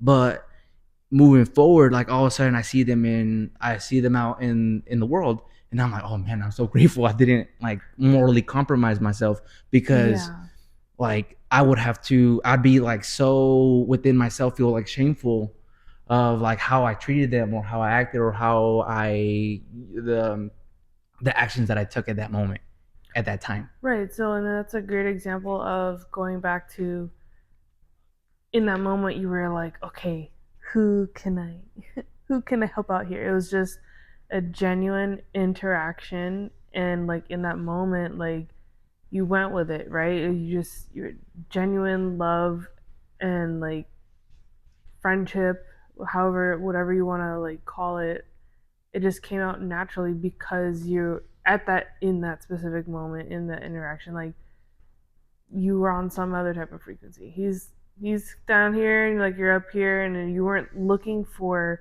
an interaction to where you can kind of like shift someone's perspective or help them out in their day. It just happened by chance, and that's what I'm talking about. It's like we're not gonna force where we're like throwing our energy and just give it to everybody and anybody. Yeah, you'll deplete yourself so quick. Oh yeah, yeah. So then it still goes down to that like understanding of discernment. Like if you learn that ability or that skill to know how to discern who to talk to about what information will benefit you and what information will actually take you off course, like where to place your energy, and like where then to protect your energy. It's all pretty much based off of how do you discern what's good for yourself, what's right for yourself in this moment, in this space. Like only you are able to really know those moments without having to like you said. And I really love this idea and this concept of like always having to push against the wind. Just let the wind take you. Let the wind take you where your energy is going to resonate most with. Yeah, and I mean, and just in my line of work as like a healer and stuff like that, there are practices like intuition calibrations, right? It's like really training that intuition and what a definite, and I can help you, I can teach you how to do it. Like what does a definite yes feel like? What does a definite no feel like? What does that maybe feeling feel like? So you're not kind of like, you learn and train yourself to not second guess those feelings. Because how many times have we had moments where we're just, I don't know. Okay, I can't like think of a specific example, but it's like in the moment, that inner voice that you know so well, yeah, that's you, right? And you're like, just do it, just pick that one, do that one, and then you're like, no, No. and then you Yep. don't do it. Yep. Okay, Yep, here's it a still great example. happens. Right. Like you're in school, right? Teacher asks you a question, and then you know the answer. Boom, like you know the answer comes straight to your head. You know it. Second guess yourself. It's a definite yes, right? And then you don't say it because you're like, well, no, I don't know. And then someone else says the correct answer, and the teacher's like, yeah, and you're like, I knew that, right inside. You're like, I knew that. Like that was the yes. So that's like that's what a intuitive like yes would feel like. So you could definitely teach yourself how to calibrate those feelings, and then going back to the whole energy thing, it's like you can learn and teach yourself how to kind of, as much as we want to be out in the world and just radiating all that we have to give all the time, this is what I really meant, is like there are situations where you kind of have to suck it back in, because there are energy vampires out there. They exist in all sorts of forms. So like you may have so it's more of a protective mechanism, I guess you could say. So for example, I'm out and about from leeches. on my own, like just today, just for example, because it's the closest thing to memory. But it's like I'm going to the chiropractor, I'm going to Sprouts, I'm going to Target. I'm drawing like a lot of my energy in. That doesn't mean I'm going to be an asshole to the people I interact with. I'm still very genuinely nice and kind, and can have and hold conversation with the people I need to interact with. But I'm not just radiating everything out because I'm by myself, right? I have to not have people or things like trying to leech off of me, right? You know, so that's just another like practice with your energy that you can learn how to do. You learn how to radiate when it needs to be, like more so than ever, and you learn how to just kind of like draw it back in. Me too, right? Like I mean, I don't know if you've heard about it, but like even with your auras, right? Like some people, they really know how to expand it, and then they can contract it when they feel intuitively that this is a situation where. So this is what I was trying to like explain earlier, I guess. That's really what I meant. It doesn't mean we're not like giving good vibes when we can, but we have to recognize the situation as maybe this is like there's something here that could possibly be like a vampire energy vampire moment, and I'm protecting myself. So if I'm not a Buddhist background, right? So I don't know like the Bible or per se. You know, I've only seen what Jesus has done, right? So if we're gonna go in this realm, would Jesus deny someone of healing? No, but he's not going around going, you need it, you need it, you need it. Like, That's different. That's not what I was interpreting at all. I'm not going out there healing everyone. That's not it. But wouldn't you just act in good? Like, did Jesus ever say, "Oh no, I feel like this is an area for me to just hold it in," right? And I don't know that. I don't know the stories really like that, and you know, it could be a little biased. Who knows? I'm assuming that he never closed anyone out, shut anyone out. So then, why would I move in that way just to protect? So that's what I'm certain saying. It doesn't areas and mean stuff? that people you interact with, you can't like be kind and things like that and be genuinely nice, but that doesn't mean you just give out everything to everybody all the time. But my mental is that if you gave the ones who don't deserve to your own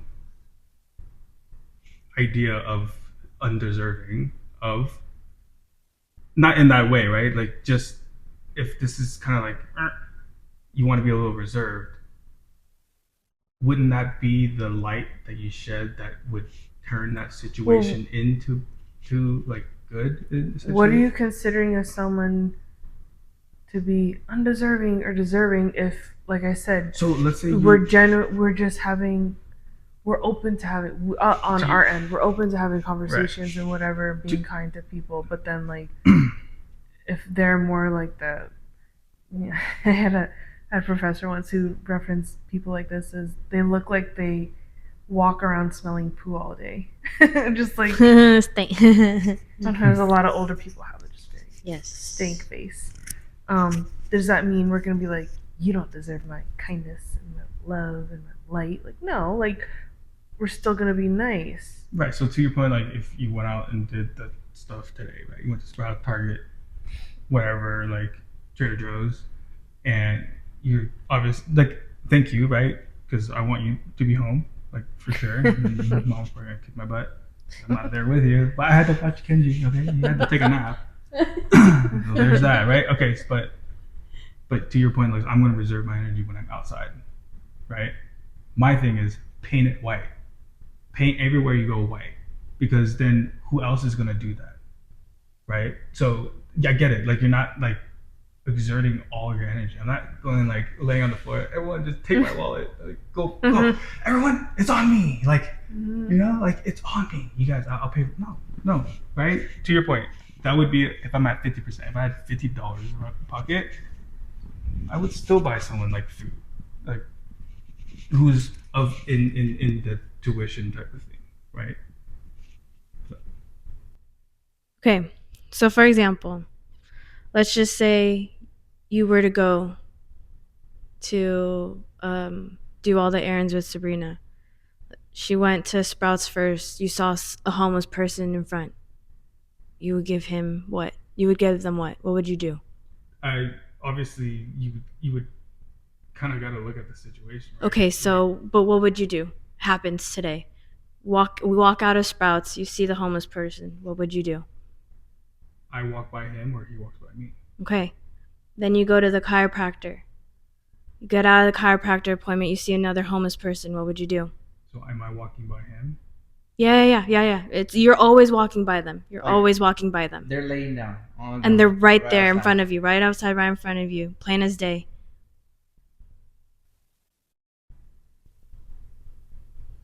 Just be what it is. If someone's going out of their way to in my path, Yeah. They're asking, hey, Kenji.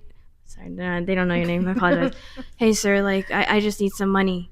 if I had low cash, I probably Okay. would. So then you guys had to go to the gas station. You do the gas, you pump the gas. Someone comes to you, hey, I don't have enough money to fill my tank. Like, I need some. If I had the cash, I would. I don't carry cash like that. But Okay. I carry like big cash. So I then, usually would though. I would give change. okay. So then, right, now you guys go to the park. And you see a mom and a daughter come, and they're just like, we need food. Like, can you please help us? What would you do? You got to be smart, right? Like it could be. You're kind of searching for the no, right? To kind of prove that, and not in not that sense, but it's just. You're right. If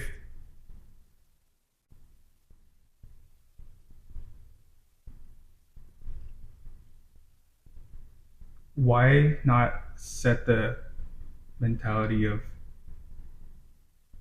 moving in that energy? Mm-hmm. That's the main thing. That the payment, the exchange, that's the physical part. Mhm. The energy part, the way you hold yourself, Mhm. is in that. As in, anyone who's around me could get love, Mm-hmm. right? Of course. And then you're saying like, well, I don't need to radiate everything. Am I not? Yes, you're gonna get leeches because you're literally attracting them, right? You're attracting leeches. If I put that light out in the summer, there's gonna be a bunch of mosquitoes on there, right? That's just what happens. You could see it in that way of like you attracting leeches, or you can attract givers. Right? It's about like the mentality or that mindset of what do you choose to attract? Do you want to choose to attract leeches? No, but I'm aware that leeches are around. So then that's not then the like, I point. don't wake up and go, oh, I hope leeches come. Like I hope it just My heal point of leeches. controlling how much or who you radiate to is that's really what's interacting. That's what I'm choosing to do with my energetic body because it also affects my physical. Does that make sense? Yes. So in a sense of I'm out on my own, I'm doing all these errands and I'm just trying to do it really quick and in and out. I'm not being mean to anybody and being kind where I can if I have to interact with somebody. But because I am by myself, I am pregnant, I am a woman. Physically, like that is a moving target, right? For sure. So but I understand how energy ties into that as well. Okay. Does the sun ever just go, I'm just gonna stop for like a second? No, but that's not Right. No, I get it. Okay, so all right. I'm trying to go like here. All right. But it's kind of hard to like. What I'm thinking. I can't really put the words to because it's kind of like in that bracket area. Let me give you a I counter. agree with everything that you're saying. Okay. Do you know what I'm saying? I'm not there to just like.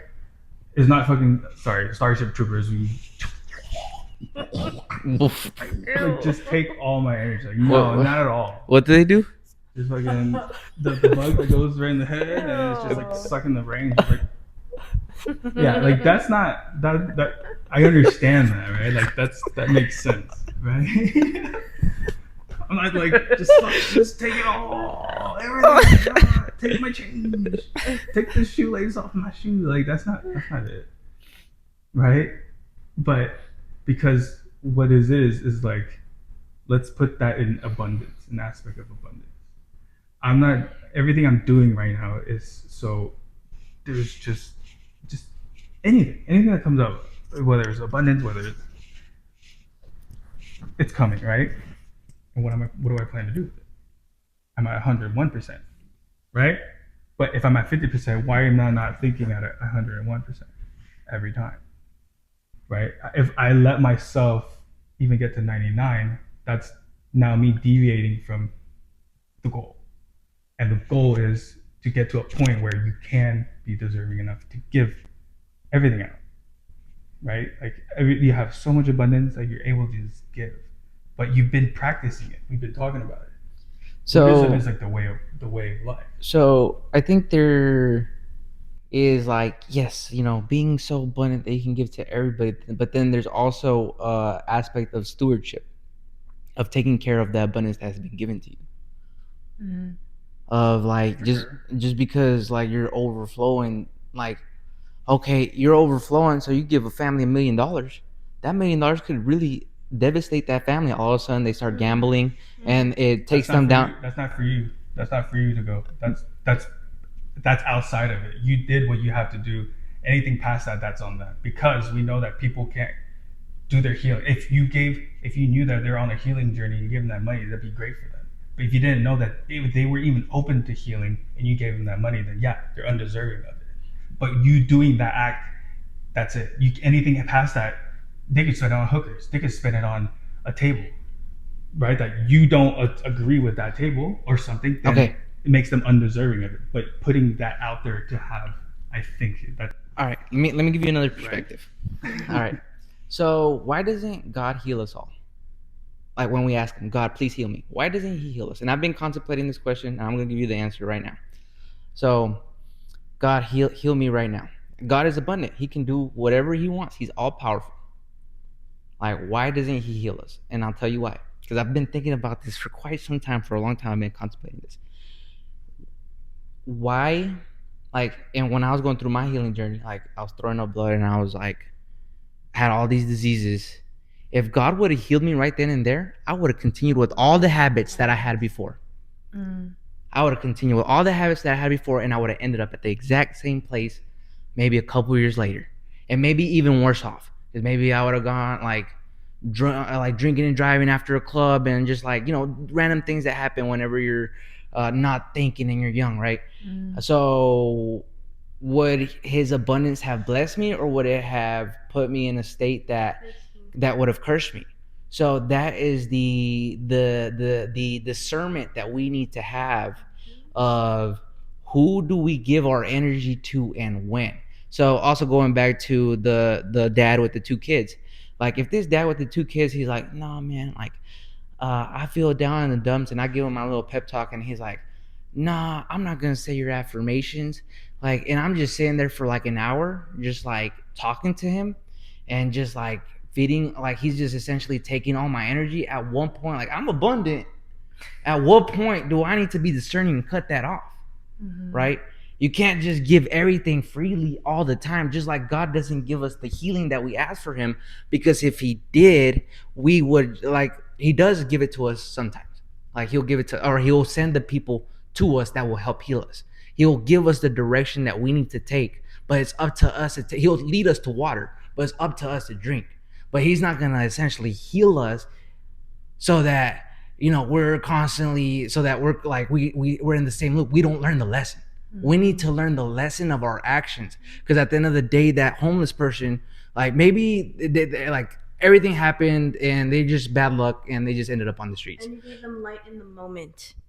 And you give them light in the moment. Like maybe they were just all bad luck and they just happened to be there. But maybe That could be the only effort. maybe they did a lot of bad things in their life, and they're exactly where they need to be, so that they can learn a lesson, so that they can better themselves. Now, I'm not saying always and forever, Right. but there's a lesson that they need to learn, that if you were to like, oh, here's $1 million, homeless person, that maybe they don't learn the lesson that they need to learn, and they end up homeless later on. And what did you do for them? Or maybe they end up dead on a drug overdose based off of the abundance that you gave them. So did you bless that person or did you curse them?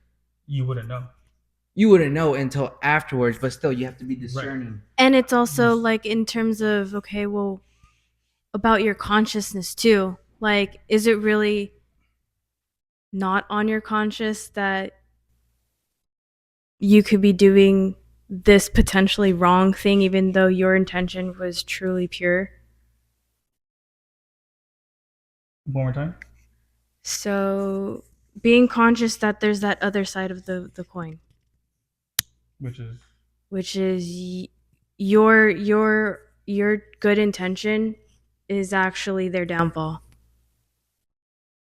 why do we even have to go there? because it's Because you're assuming 90% of the time that that's what it is. What if it isn't? What if it's 50-50? Like, you know, the argument is that, like, what if it does good? Why are you guys so drawn to the bad part and can't be like Okay, so it's going back to the guy, the dad with the two kids. Okay, like I go up to him and he's very receptive to my energy. All right, cool. I'll give him more of my energy. But I go up to him and he's just taking my energy. He's got, instead of me being there for 15 minutes and me hyping him up, I'm there for an hour and now he's dragging me down. Like now I'm down in the you man. gotta understand the difference of getting And then- played So and not scammed. there we go. Yes, that's it. The difference between getting played, being scammed, because it happens. There's people out there, like we Right. said, there's energy vampires that they're gonna like, oh, you're gonna give me all your energy. I'll take it. And, oh, you think you're the sun? Well, I'm gonna take your energy, brother. Okay, Like, cool. so, and again, Cool. we're Yeah, yeah. human beings. All right. We're not the sun. Cool, for sure. We have a limited amount of energy that we can spread on this earth. Absolutely. So we have to be discerning as to who we give that energy to. Beautiful. When we go to Target, there's a lady that comes up and she goes, "Hey, what's your data plan? Who's on your phone plan?" And we go, "Oh, I'm in the plan with my family and stuff." She's like, "Oh, okay, all right." And then we go, "That's what we're going to use every time, right?" Like, we don't own a plan because that's how they get you, Yeah. right? Am I going like cutting them off? No, I'm being honest. I'm giving that light, and then she's off. She's done. Mhm. So if that's a leech trying to get my energy, I just deterred it. I reserved my energy, but I gave it back to deter it. I didn't go, no, I don't have the time for you right now. Yep. Okay, and that's fine. Yep. That's fine. You That's being decided discerning with your energy. in that moment. Yeah, that's specific. It's always like a But it's Case by still, case, but, scenario by but it's scenario. still coming with the good intentions. Which always, is- Yeah. always. I will still stop. I'll still listen to your spiel. I'll Yeah, still yeah. stop, and then Like I'll still talk to the Right. energy vampires for a Yeah. little bit, but at a certain point, I'm like, I'll see you later. I recognize One you're a thing- vampire. One thing is also like you're not always looking. you're not always looking for the homeless person or the person out there that needs the healing, or not needs the healing, that you're looking for, hey, you need a healing, you need light, you need light, you need light. It's about understanding the intuition that when you're given it, that it's your turn to provide the light. For sure, right. So to your point, if that homeless guy came to me when I didn't have any cash, I'd be honest with him. I don't have the cash. I'm sorry. That's still light. That is because still you're light. giving them the And I'm honor and still respect of determined. your time. Absolutely. If I had cash, I would give cash if I had. Yep. Even the coffee people, I always here and there I would give like $1. Yep. And they stick it in my face. I'm like, you're probably each, right?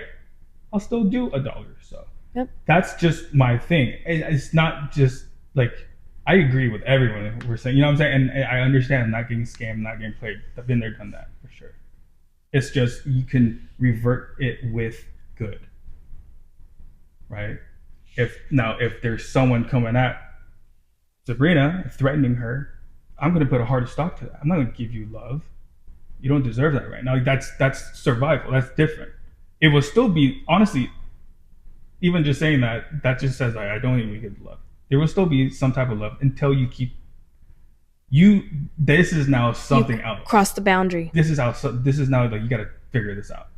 Right? This is like survival. There's no energy stuff after that. Right? Mm-hmm. This is like you're threatening my family. Mm-hmm. Right? So like, and we know the energy of that all the time, like for sure. Mm-hmm. But no, this is a great talk. Like, but why aren't you at 100% all the time, Kenji? I want to be. I want to be, and then that's why we're doing what we're doing to get to 100%. So your point is. So that's the goal, but at the end of the day, like we're human beings, we're not gonna be 100% of the time, and that's okay. Absolutely. Like, hey, listen, sometimes I'm at 50%, I'm at 30%. Like I still go out, but a lot of times, like I'll clear my schedule. I'll be like, I'm not going out today. Like I'm not. Yeah. Like I'm gonna just chill at home and just vibe out and like just replenish my energy. Sure. And then like when I feel really good, like okay, like now I'll go back out. Or like when I feel like 80%, like okay, like I'm not like screaming at people's faces. I'm not chomping them off. Stay home. Like no one wants you out.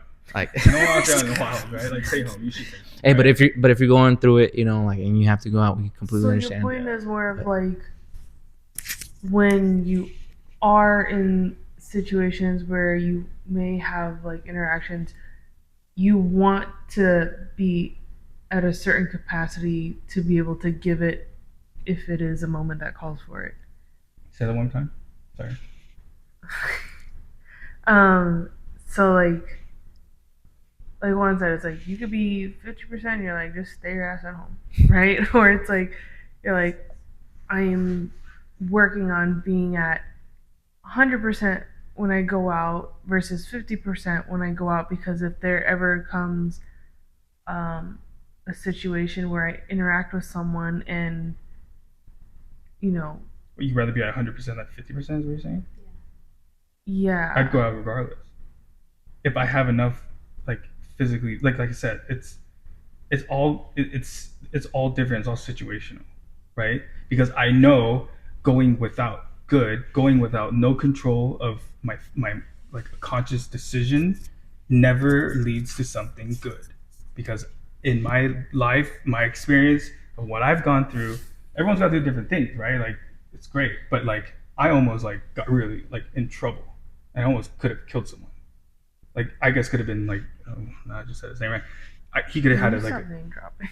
Yeah, my bad. But he could have gotten like a aneurysm or like something bad. And then what? Because of I didn't go in the intention of good. And I get it. It's like you can get tired. Like absolutely, dude. Like absolutely. My battery's not on 100 all the time. You need to let your phone die to like 0 and then do it up again, right? Like you got to charge all it up. That's like a yearly thing. You should be doing that, right? Otherwise, your battery is just gonna implode, right? I understand that, and I'm not saying I'm walking around 100%, maybe like 75%, but I'm still like giving it, right? Like I used to, and this is it. Like this could be an example. Every time I drive from San Diego to LA, every time I see someone I would stop by and change the tire, right? But now I pass them and I'm like, okay, I hope they get taken care of. Like I'm not gonna do it, but it's still love. Sure. Like love still goes. Sure. Right? But I'm not completely like, you don't deserve this. You don't get it because I think me, ego to like withhold love to people that you wouldn't even think would need it at the time. It's just a better route, right? Like we have better conversations. We talk to people, like connecting. It takes a lot of energy to like entertain that, right? I don't know. That's just my thought. Everyone's correct at the end of the day. Everyone's correct, right? Like we're all on the same thought process. It's just how much of more we want to give. That's it. And like this is all just gonna help whatever you're going into, because just don't let those bad thoughts take over. That's why I go with good, because the self-talk could be negative. So why not attack that? I go karate, right? Hiya, hiya. Each one that comes through, right? Mm-hmm. They're coming in, and I'm going like dissolve, Dissolve. dissolve, dissolve. Am I not dissolving it with love, right? Or am I dissolving it back with hate? Like that doesn't even make sense. Like you can't erase something without the negative, like the opposite. It's right? not to say that you can't be ready to give it at any moment, but that doesn't mean every moment you give it. Mm. Just because you can doesn't mean you should. Ooh. Repeat That's that. one of my other favorite quotes that Preacher Juan tells me. But like, What is it? Just because you can doesn't mean you should. but it's like, what are you guys holding on to? It's not about You holding. leave this world. How has your body been feeling? So it's like this mind, your mind and your soul wants to so bad provide so much of this, and it does, right? It does, and it has. What has it done to your body? For what? You're holding on to stuff. What do you mean? Sorry. So like, I think Sabrina maybe mentioned it at one point, and like, I've been expressing this about myself for like, I give, and it's also to the point of now where I'm depleted. So she's And it's- practicing what you're saying it's- is like it's so- giving it to everybody all the time. And That's not what I'm saying. it's gotten to the point where, because I give so much of myself, that my body is shouting at me. Okay. It's- What percentage are you giving it to them? Are you giving 1% or 100%? I'm giving all percent. Yeah, no. Give them 1%. Give them 2%. What are you doing? Like, if someone went, oh, like someone passed away, like please send prayers. Am I gonna go to the hospital and like go bring flowers and go like, oh, because I'm good? No, I'm just gonna send a prayer. That's 1%.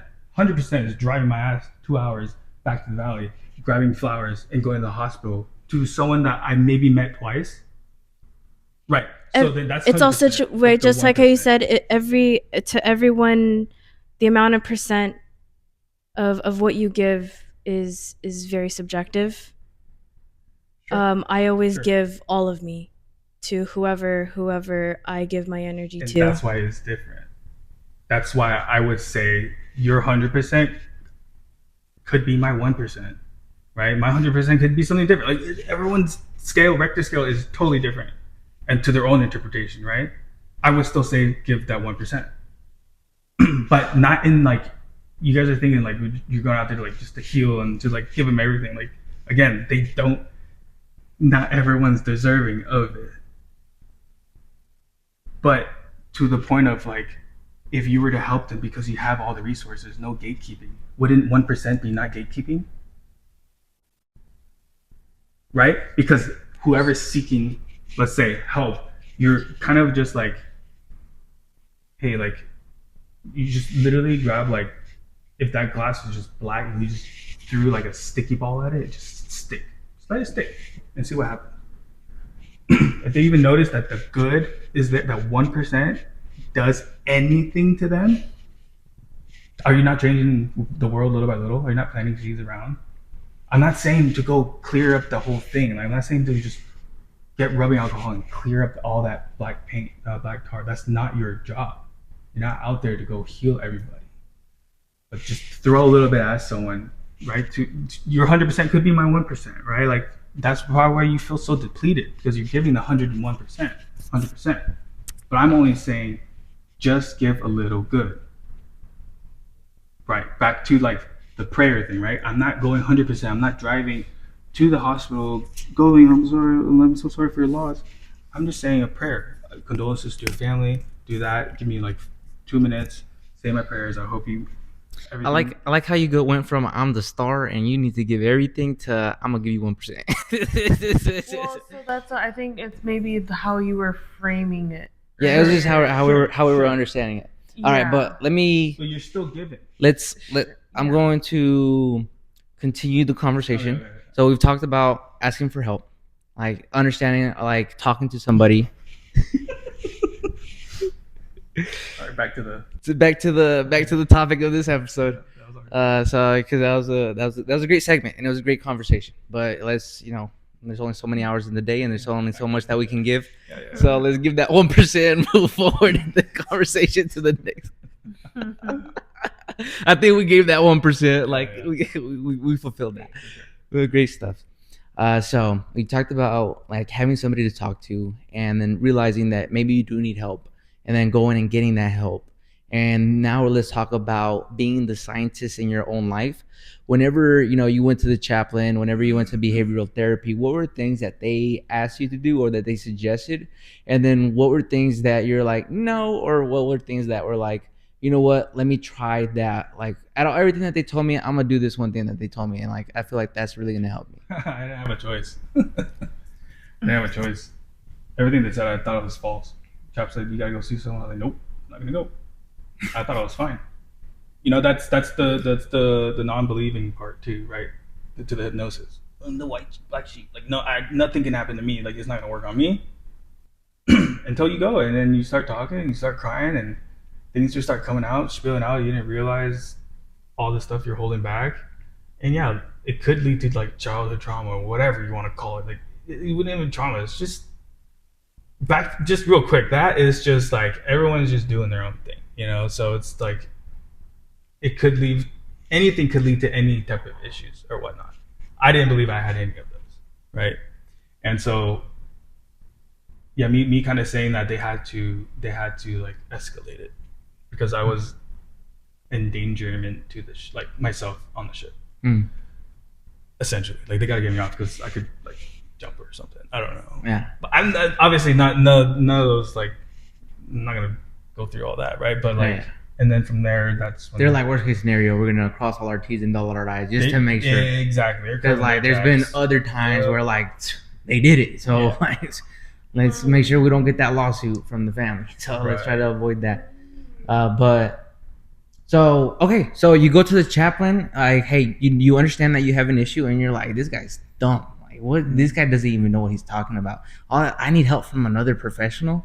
Like, what an idiot. Yeah. Like, was there a certain point where you're like, you know what, maybe I do, or where you're like, you know what, enough is enough. Like, now that I've contemplated it, like they were right. Yeah. Like, I do need help. Do need to get help from somebody.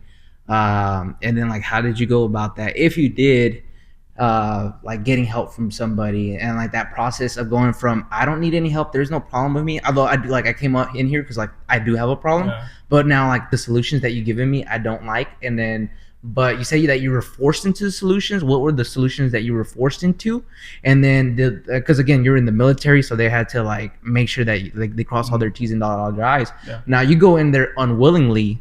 Now, did their help you, or did it not help you? And then did you end up finding help elsewhere? Yes. So great question. That's amazing. That's actually like kind of what happened. So they put me on antidepressants. They tried to put me on Wellbutrin, Zoloft, Prozac, and they even upped the dosage because I was lying and I was saying, oh, at the time, right, that I was taking them and I wasn't. I took them, made you feel like complete shit. Like it totally like erases everything. Like I stayed in bed like most of my days when I'm on those pills, and I told myself I'm not taking this. So I had to go find a more holistic route to go. With the CBT, that did help, but again, I think that kind of snowballed into something else that I did myself to myself. After that, I spent a lot of time digging into like Buddhism, which was what I was brought up on, was Taoism. And I tell Sabrina all the time, that there's a mural that we were brought up to kind of look, and Jesus is up there, Shiva's up there, and like all these other gods are up there. We call them holy teachers because they're just to teach. And that kind of like really like opened up to a lot of things just in that realm, because how she was raised, how I was raised, but it kind of intertwined. And when that connection was made, we went, okay, there's something in here, which is in general just a higher power. When you think of the higher power, it makes you feel great. You feel like that like little spark inside you. You feel like you just ran like a mile and it feels good. You're like, okay, I get to like have my pie. I gotta have my ice cream now. Like the little excitement, right? That led to that, which led to just yourself. Like, it's a lot of have to do with your self programming. A lot of what you do, it's programmed through outside sources. So when do you actually take the time to go within to realize who you really are, right? So then I went in the route of the way of life of Buddhism, where we had the talk. It's just a day-to-day thing. It's not like a religion, right? It's just doing, really, in this case, not to like bring it back, but like do good every day. I don't choose to wake up and do bad. I don't choose wake up and yell at my wife and or hit her or yell at my kids. No, I always intended to do good, right? So, right? Like, Sorry, I'm just laughing because like I don't intend to do it. It just happens on accident. It's like accidentally. No, I'm She just causes joking. it. I'm just all jokes. It's just like my mind just went to that. Straight to violence, bro. You need some light right now. You need 1%, dog. Give me 2. So, The way of life, like how you carry yourself every day, right? Being disciplined, doing all this, of course, But, all of this stuff. okay, so you turned to Taoism. What about Taoism helped you, or did it help you? Taoism, just it was just a practice, right? Like a lot of it, you gotta be vegan, all this stuff. And I'm not vegan. I eat meat and stuff, so you get deviate a little bit, but as long as you grasp the same concept of the way you hold yourself throughout every day, you can have bad days for sure. But as long as you have the intention of going in great, like good intentions, like you're doing it already. Celebrate the little wins, and all that went into like Reiki. I did a little bit of Reiki, and then I learned it on myself because the environment I was in was just very weird at the time. And then I felt like there was just like a huge cloud of just heaviness that I need to find my way. So I did Reiki, I did Tai Chi. I literally did as much as I could to get that away from that until finally I was able to just to get out. You know what I'm talking about? But like found out different ways, and really what it is was again putting those two connections, because I would ask her, be like, hey, is this part of like this? Da, da, da, da? And then she's like, yeah, like, okay, well then these kind of like intertwine. These two, like it works within each other. Then you realize like everything in healing, they all play a part within the same umbrella, right? That's when you can open up and spend. That's what I was saying. It's like not everyone needs to do ayahuasca. Not everyone needs to go do whatever shrooms or whatever it takes for them to get to that point. Not everyone needs to do breath work until they're like, I did breath work and I was doing one of this. Having tetany. It's just part of having like doing. It's a possible symptom of doing breath work, but after you stop, like it'll go back to normal. Right. Tetany is like your hands kind of claw up. Kind of cool, yeah, because you literally depriving yourself of oxygen. But you're doing it like we did the breath work. So it's a whole like process. It's not just like a one day thing, right? And that's why my sticking, my throwing thing, it's very like I'm adamant about it, because I don't know who stuck it on me for me to realize that I needed to like I was 25, 24 years old.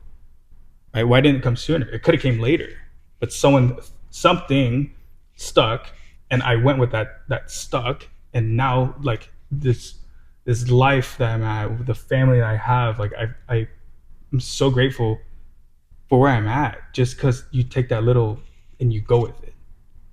What do you mean by stuck? The 1%, bro. The 1%. Yes, Okay. because someone, it happened. I did something bad. Why did something good come from that? Because God works in the bad and in the good. You're gonna get it no matter what. You're gonna get it no matter what. Whatever's meant for you is gonna come to you, and nothing can take it Did away. it save me? Yeah, absolutely. It was meant to happen For sure. Because I was what? Open to it. because you're open to it. The one thing I learned this weekend was courageous. Be courageous. I was courageous when I joined the Navy. I was telling after we did our hypnosis, it was recorded, so I heard it too, and she was like, "This is great. This is a great thing." One thing he mentioned was being courageous, right? It's having like a weird feeling in your gut, but you're still going with it. If we can say, okay, you want to reserve your energy, but you still go with it, you still give them to it. That is not being courageous enough, right? And then being courageous as in being open to being hypnotized. And it's because people have, it doesn't work to me, this, but that. But if you're courageous enough to let it happen, you're going to go through the emotions. You're going to let that roller coaster take you, and you're going to be fully embodied in that experience. We're all here for experiences. That's the only thing you can take with you is experiences and memories. And the only thing that you can pass down. We talked about a recipe. That's through experience. It was passed down, right? And it still withholds for what it is. So it's not a joke that all these like healing modalities are around, because it's been there through like years. Chinese medicine's been there for years, right? There's people that look at your tongue and they can tell you what's wrong with you. Yeah. And right. Or you want to get needles stuck in you and energized. Like, are you crazy? No, right? But it feels great. People want to get sucked and cupped. Okay, all right. People are getting all right. All right. We gotta. Yeah. Why you gotta go there, bro? Like, let me go, dude. Let me do it. But yeah, that's All right, bro. I'll let you go there. I'll let you do it, bro. Yeah, people do these crazy things, dude, just to get healing, bro. So it's like, I want to highlight something really beautiful about your story, and that is, like, you knew you needed help. You went to the chaplain. The chaplain's like, you need professional help. And although you didn't agree with it, you were forced into it, and you tried it out. You were the scientist of your own life. You tried all the different medications that they gave you. You're like, this is not how I want to live my life. I need to find a different route. Because psychiatrics, for some people it works. Like, I'm not gonna say like it doesn't, because for some people it does, but for some people it doesn't. Like, it just puts you in a worse state than you were before. For me, when I was going through my stuff, they put me on an antidepressant, and that antidepressant, I took it 2 days and I stopped taking it because the side effect that I had was that I woke up in the middle of the night at like 12 o'clock at night, and I was awake within my body, but I couldn't move. And they call it, there's a term, if you know the term, put it, sleep paralysis. Yeah. So sleep paralysis. I was gonna say, if you know it, put it in the comments. Still put it in the comments. So spam it. So spam it. Spam sleep paralysis. Yeah, get the views. Just do it. That's how it gets, Anyway. Put your 1% in. So I got sleep paralysis from it, and it was like, I wasn't scared of it because it would like calm me down. The anxiety wouldn't be there, but I was like, this is not normal. Like, I shouldn't be awake and just like be in my body for like 6 hours straight and just like be vibing there, like in bed, not being able to move. It did not. Like, for me, it wasn't scary. It was just like, this is not normal. But like, if I would have continued it, probably I'd been like, this is scary. Like, why am I saying, like, it's like I'm a mummy basically. So I was like, this is, and like I was reading the side effects, and one of the side effects was like, it can cause you to be nauseous and like throw up. And I'm like this is what I'm getting treated for. Like, why are you giving me something that the side effect could be like, like make it worse? And I'm like, it didn't make any sense to me. And I was like this doesn't jive with me. It doesn't resonate with me. And just like it didn't resonate with you. And then you started looking for other ways, and you didn't look for just one way. You started finding like, all right, this one kind of works a little bit. This one's a piece of the puzzle, but it's not the whole puzzle. It becomes addicting, you find like the different modalities, and then like you start healing yourself, and it feels really good. And so you're like, you start getting addicted to actually feeling good as opposed to being addicted to feeling bad. And so like trying out the different modalities, being the scientist of your own life, and just like sometimes one modality may not work for you, but another one might. And it might, and again, because we're all suffering, or we have all gone through different traumas, different things, and we're all different people. What worked for me may not work for you, right? Exactly what I did step by step may not work for you, but you got to test it out and see what will work for you. Because if you don't, if nothing changes, nothing changes. If you keep doing the same thing will continue to happen. And so you need to change your inputs to change your outputs. And so I say that to say just like your story is just like really beautiful, and it's very like similar to mine in the sense of, and very similar to a lot of people's in the sense of being the scientist of your own life. And then not only that, but also investing time, because in Taoism, from what I understand, Buddhism, like you're sitting there and meditating on what life that you do want. Like what life do you want for yourself? And you do that every day. It's a daily practice. And like although they don't really believe in certain things, but they believe in that. They believe in like whatever I imagine in my mind over repeatedly, that will eventually come and manifest into my reality. And so, but you have to sit there and put the time in. And like for the normal regular person that's like never heard of this stuff, like never heard of manifestation, never heard of like that sounds crazy. Like I'm just gonna sit here and imagine the thing, the reality that I want in my life, and then it's just gonna come into fruition. Like yeah, right, dude. But until you experience it, until you do it, until you start hearing all these people's stories that have done it, and like they have actually accomplished it, and it's like, wait, hold on, like are all these people crazy, or does that actually work? Right? Or like, and so you start doing all these different modalities, and I think it's kind of like wonderful that this episode was filmed here. And because it's like as of so far it's just been me and Nichelle talking, and like our modalities, and like our being the scientist of your own life. And then like here is just like resonating board of being like, hey, like what we're talking about is just not, it's not only our story of our healing journey, but it's also other people's stories of their healing journeys. And you have to be the scientist of your own life. Some things will work more than others, and then you like start trying different things out, because like, oh, this worked and I never thought that would work, and it did work. So like what else did I think would never work? And like let me go try that out. And like let me see what helped, like what, how that can help me. Or maybe it didn't help me, but maybe it can help somebody else. Right. So like I'm gonna go try it out just to see what it's like. And when somebody ever asks me about it, like, hey, have you ever done this? Like I can give them my perspective on it. Like, yeah, you know, it's like I didn't really like it, but you should try it out, because it's like you might actually really enjoy it. So like don't close yourself off, and don't close other people off just because it may not work for you. Don't be like a straight up hater on like any single individual modality. And it may not work for you now, but it may work for you later. Because you may not be open for it right now, but you may be open to it later. And so I think that's something wonderful. And let's talk. Do you want to add anything to that, Sabrina? Like about like your healing journey? I would think if we're going as far as 5 years back, 10 years back, right?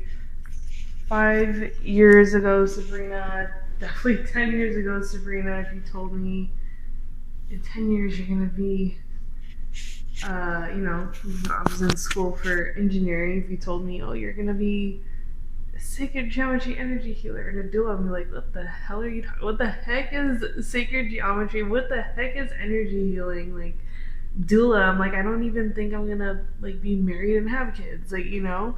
Yeah. So it's like, to your point, it's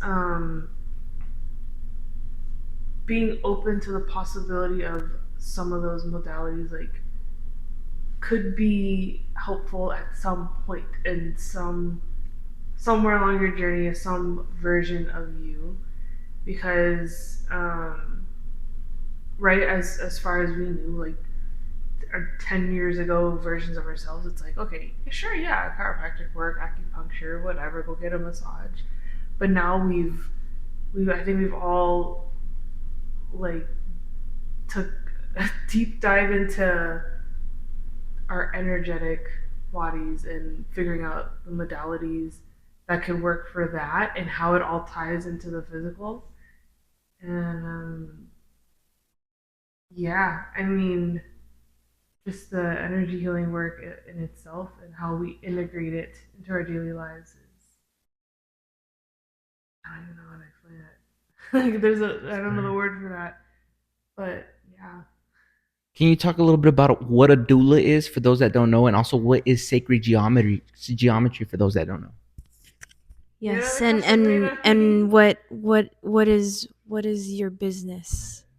Okay. Well, okay, so we'll start with your doula question, right? A doula is really there to help um, expecting moms, families, um, prepare for their journey into pregnancy, birth, motherhood, whatever that looks like for them. Like doulas have their own niches or specializations. Like I would consider myself a full spectrum doula, so I'm helping moms prepare for labor and birth as well as helping them prepare for the postpartum journey.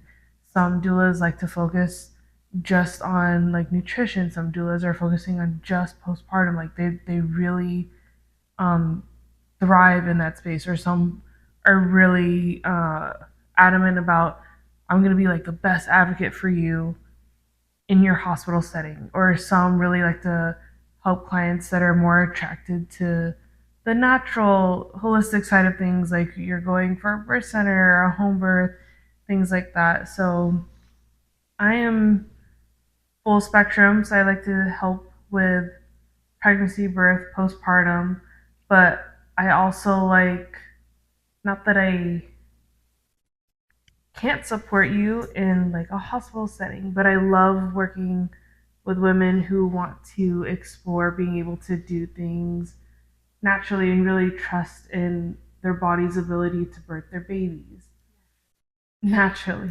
I had my first, this is baby number 2, but first pregnancy off bat. I mean, that was really at a time when we were starting to go down the rabbit hole of things, so I didn't know too much about how to go about pregnancy and labor and postpartum and all of that. But we started to dive into things, and one thing I knew right away is like, we're not going to hospital. I think Why is that? Why were you turned off by hospitals? not that I don't have, or we don't have the voices to advocate for ourselves, but I knew that the state that your mind and your body is in such a vulnerable time such as labor, I did not want to have to be forced or pressured into having to do those things, because even then I didn't have a doula. Like I didn't think, oh, I'm gonna hire a doula. Like a lot of moms don't feel like that's an option, or um, maybe they don't understand the benefit of having a doula, like first pregnancy around. What is the benefits of having a doula? Well, okay, so just to continue on that train, just the advocacy part.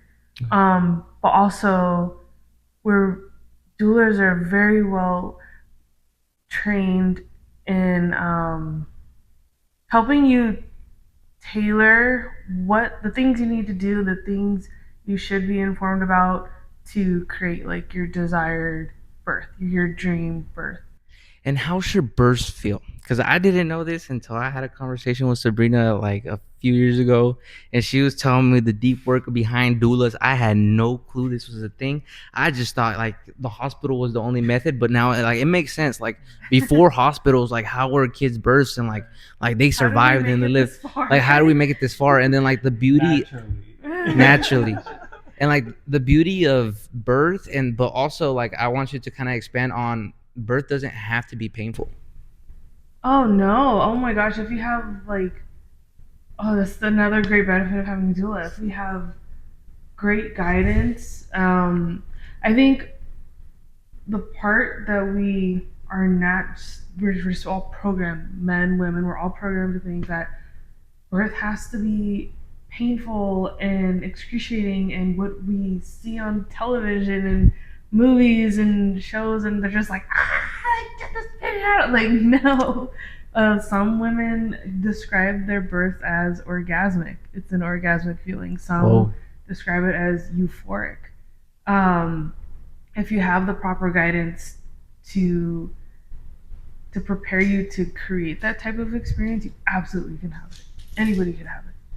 There are a lot of moms that are seeking doulas maybe second, third, fourth time around is because they had such a traumatic, they had that movie or TV experience their first time around because they only felt you had to go to the hospital. But usually, and again, there's all sorts of scenarios like we're going to look at and evaluate. If you're high risk, like that's a different story, okay. But a doula is still great to have to help you navigate your high risk situation, right? Like we're educated on all parts of the spectrum, anything from as low risk and as smooth textbook as possible to okay, maybe something changed along the way in your pregnancy journey, and okay, maybe now we have to course correct, but we're not going to freak out, right? A lot of things that there was a fork in the road for moms during pregnancy or labor and birth is fear.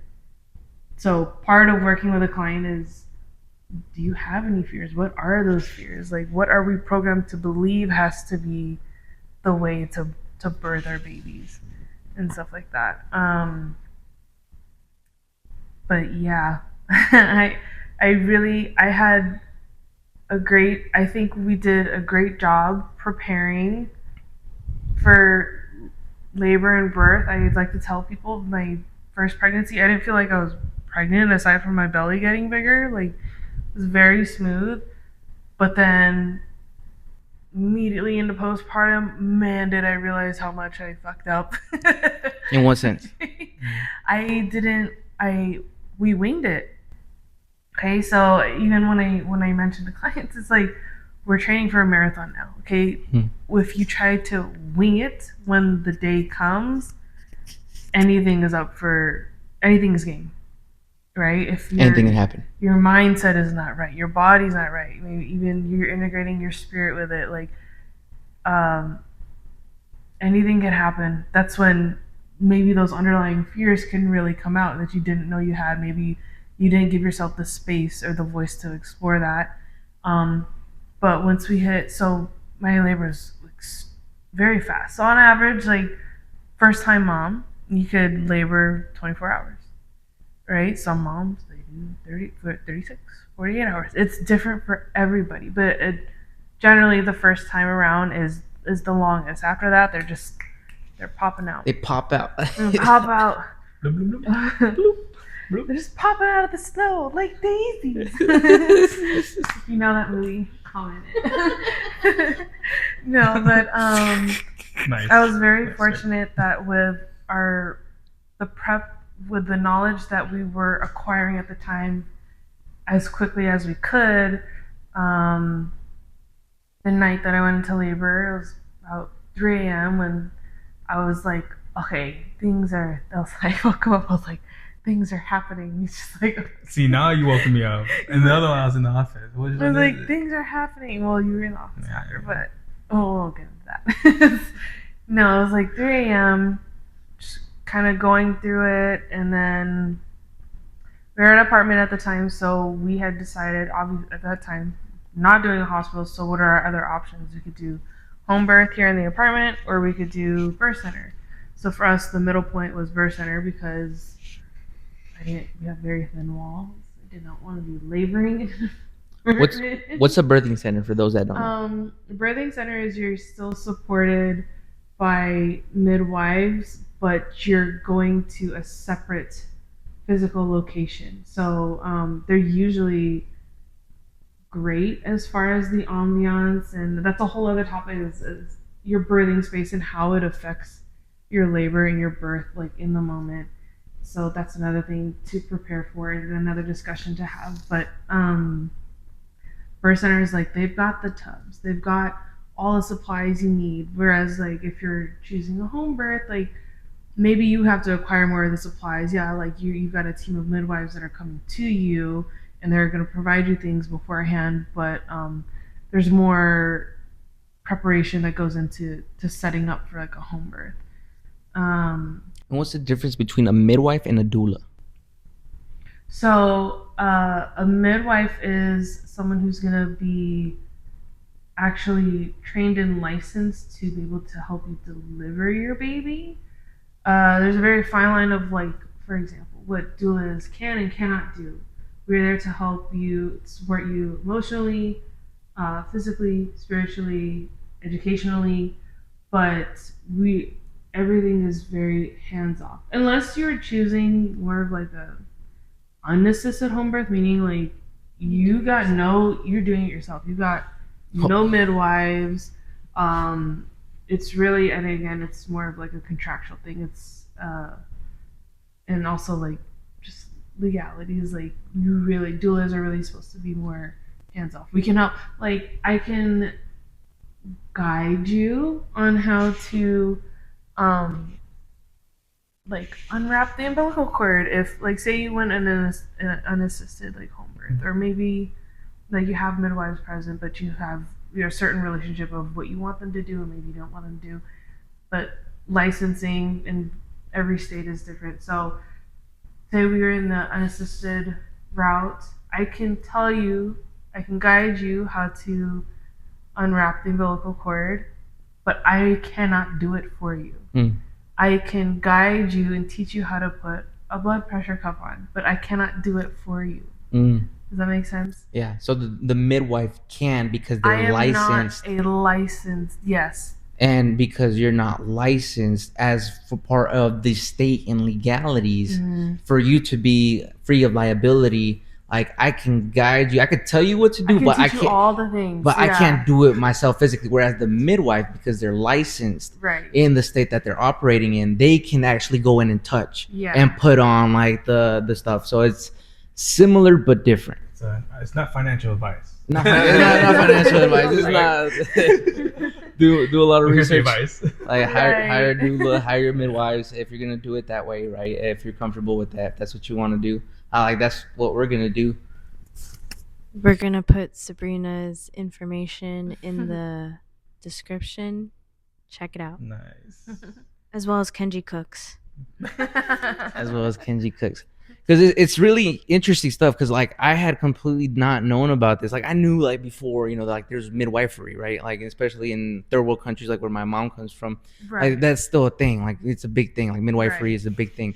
But I didn't think that like there was practicing midwives here in the United States here in 2026, or that even a doula was even a thing. So I think that's like really important for people that don't even know that that's an option, and more people opting out of the hospital setting, just understanding that all these hospitals want to do is like as soon as the baby's born, they want to hit them with as many vaccines as they can, hit him with vitamin K. Like the kid, like why does he need vitamin K? He's just getting supplemented from the mother. Like it doesn't make any sense. Like why do they need like, and that's, I'm not a medical doctor. Don't take medical advice from me. I'm just a guy on a couch on the internet. So like, take everything with a grain of salt. But it's like these are real conversations, and this is really important because there is a way to opt out of the system.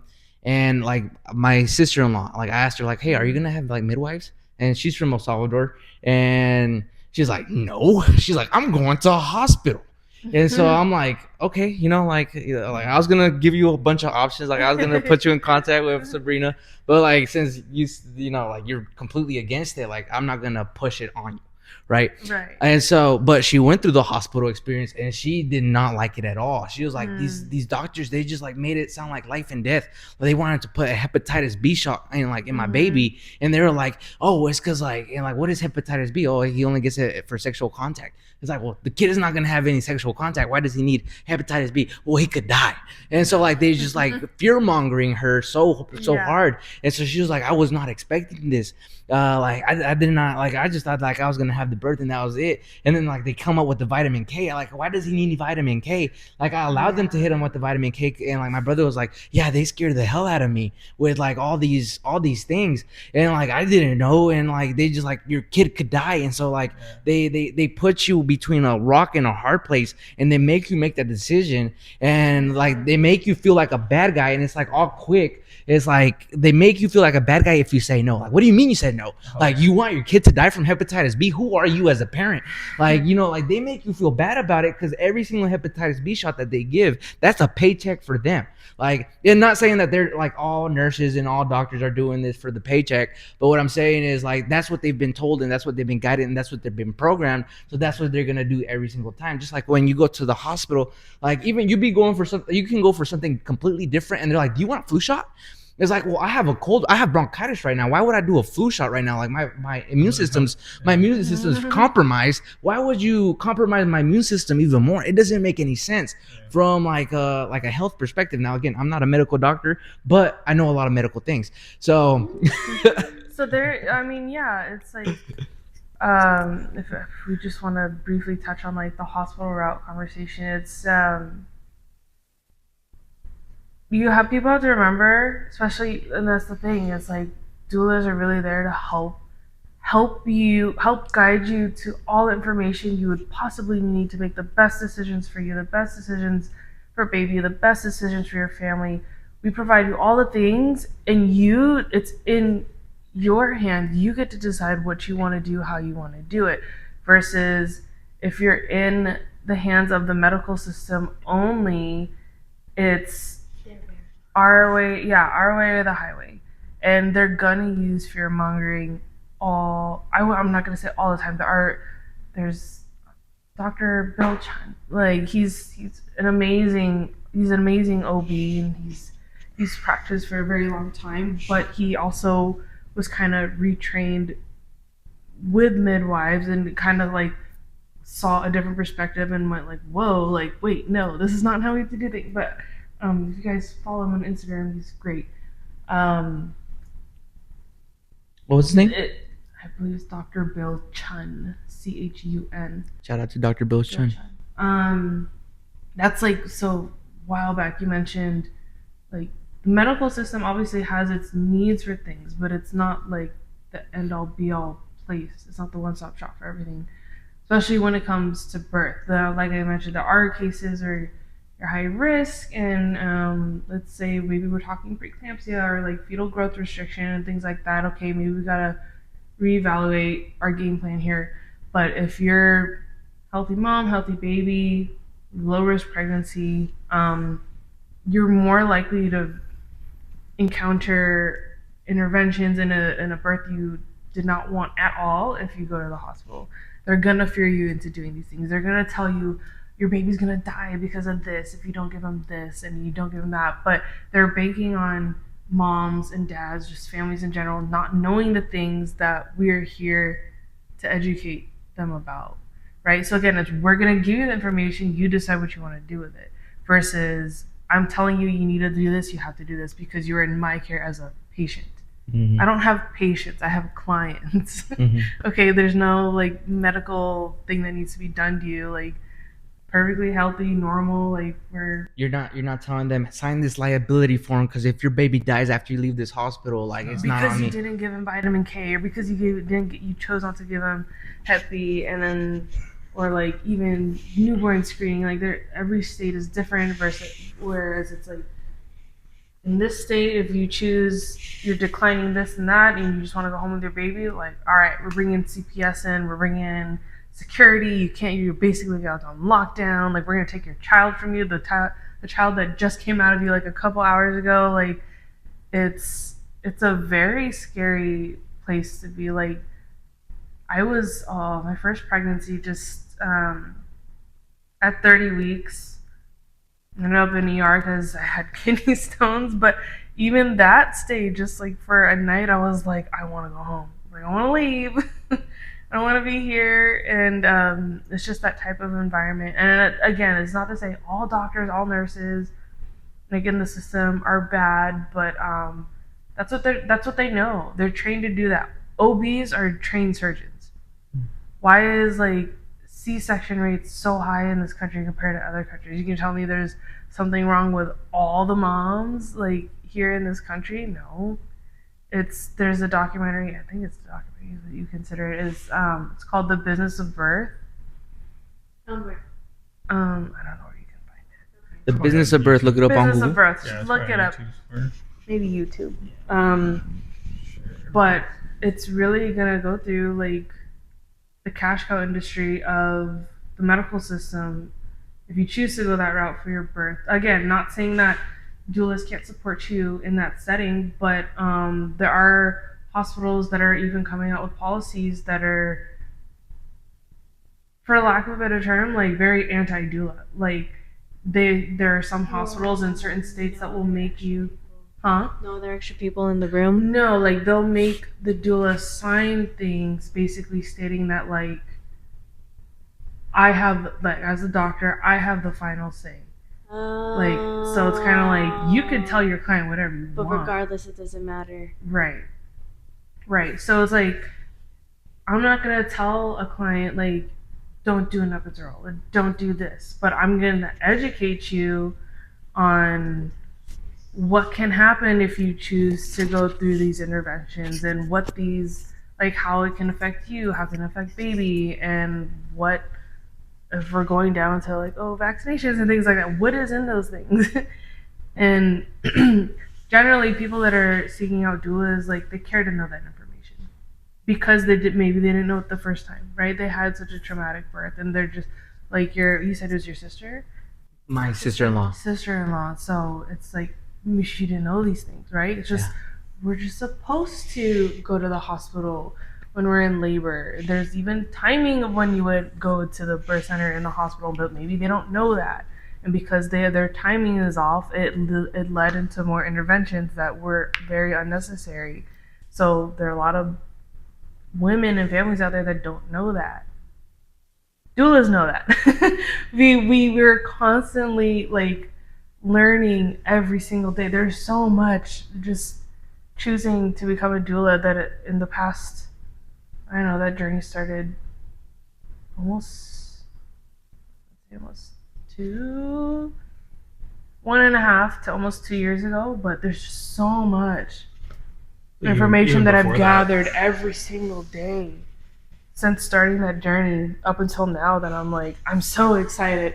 Like, postpartum the first time like kicked my ass, and that was my moment. I was like, there's no way I could let other moms go through it like that. I was like, it cannot be like this. There's no way that this is how it's supposed to be for everybody. So that was what got me to go down this line of work. So now, like, this time around, like, with everything that I've learned, everything I'm putting together, I'm like, I'm so excited. I'm so excited to do it all over again. I know, like, we're not gonna drop the ball when it comes to like nutrition and hydration, like postpartum and things like that. So yeah. Beautiful. Beautifully put. So we've talked about being a doula. We've talked about healing centers. We talked about midwifery. Now let's talk about sacred geometry. What is sacred geometry? What is that for the people that don't know? I didn't even know it was called this until today. So tell us about it, and then I'm gonna tell my story about it as well. So we are on the topic of modalities, or that is one of our topics of discussion today. So sacred geo is another energetic healing modality, just like Reiki is an energetic healing modality. Sacred geo healers use the power and principles of, let's call it nature's blueprint. Okay, so patterns and shapes and things we would find in nature, spheres, pyramids, Merkabas, columns, spirals, all those things have great properties to them. And as a sacred geo healer, I use those properties to help balance, align, and stabilize the 7 main chakras in anyone's like energetic body. And with that comes with removing energy or energetic blockages that could be tied to past life traumas from this life, fears, limiting beliefs. We're really surgically energetically removing that. It's an energetic surgery, okay? We're removing those things because they no longer serve you and the transformational journey that you are currently on and projected to go down. And what are the chakras for those that don't know? Like, what are the 7 chakras? Not necessarily like individual, like what are they? It's just like, what is a chakra in general? So each one is responsible for various things in your energetic and physical life. Like, let's like if we start all the way at the top, like our crown chakra and stuff like that. That's really like our connection to our higher selves and to higher source. If we're talking about our root, that's really like who we are. That is the framework, the foundation of who we are as an individual. And so then we got our throat chakra, like our voice. We got our heart chakra. Sometimes a blockage could be tied to multiple chakras. So when I work with a client, and any, like, say if it's your first time, your first healing, maybe there are things. So my gifts allow me to receive messages from, I channel in higher source, God, ancestors of unconditional light. And the reason why I say unconditional love and light is because not all ancestors are there to do good, right? So we want to filter out. Interesting. Yeah. We want to filter out the ones that are not there to really help us in the ways that we need. So we are talking about help, right? When to seek out help and how to seek it.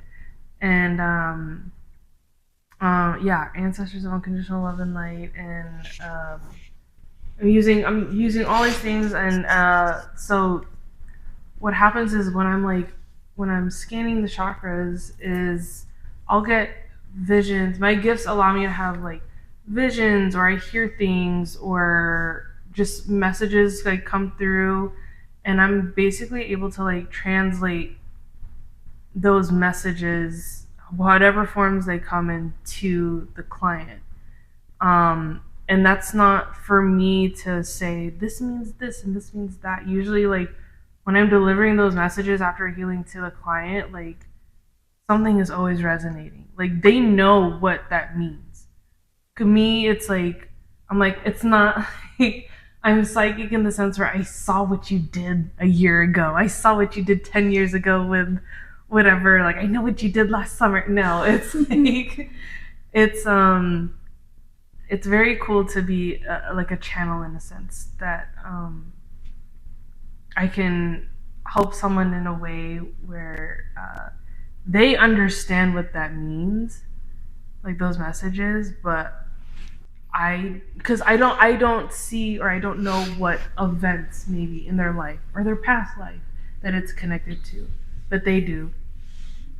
So sometimes these are things that like can come up that they otherwise wouldn't know subconsciously or consciously that was there, creating that fear, creating that limiting belief, or tied to a certain trauma.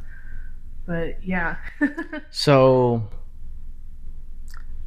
I came into the world of sacred geometry not knowing anything about it, and I was very skeptical at first because Lauren, Ishel's cousin, Lauren and Sabrina's cousin, so they're all cousins. Like she was going through she was going through a spiritual healing course, and so she had to get, I believe it was like 18 clients for certification. For certification, yeah. And so she messaged me and Ishel like, "Hey guys, do you guys want spiritual healings?" And me coming from an extremely Christian background, like a spiritual healing, that's like the devil. Like just because like anything that isn't Jesus Christ, anything that isn't Jesus Christ healing you, that's the devil. And so I was like initially turned off by it, but this was in like right in the dips of like my back was all messed up, I was throwing up blood, but nobody in the family knew about it. I told Ishel, hey, listen, we're keeping this under locks. Like we're not telling anybody until like I'm ready to tell people and like we know what's going on, because like I don't want to freak people out like, oh, Juan's throwing up blood. And so like it's just like on a need to know basis, and like nobody needs to know at this point. And so nobody knew. And so Lauren comes up to us, sends a text message like, hey, do you guys want spiritual healings? And I'm like, no, like that's the devil. Like I don't want that.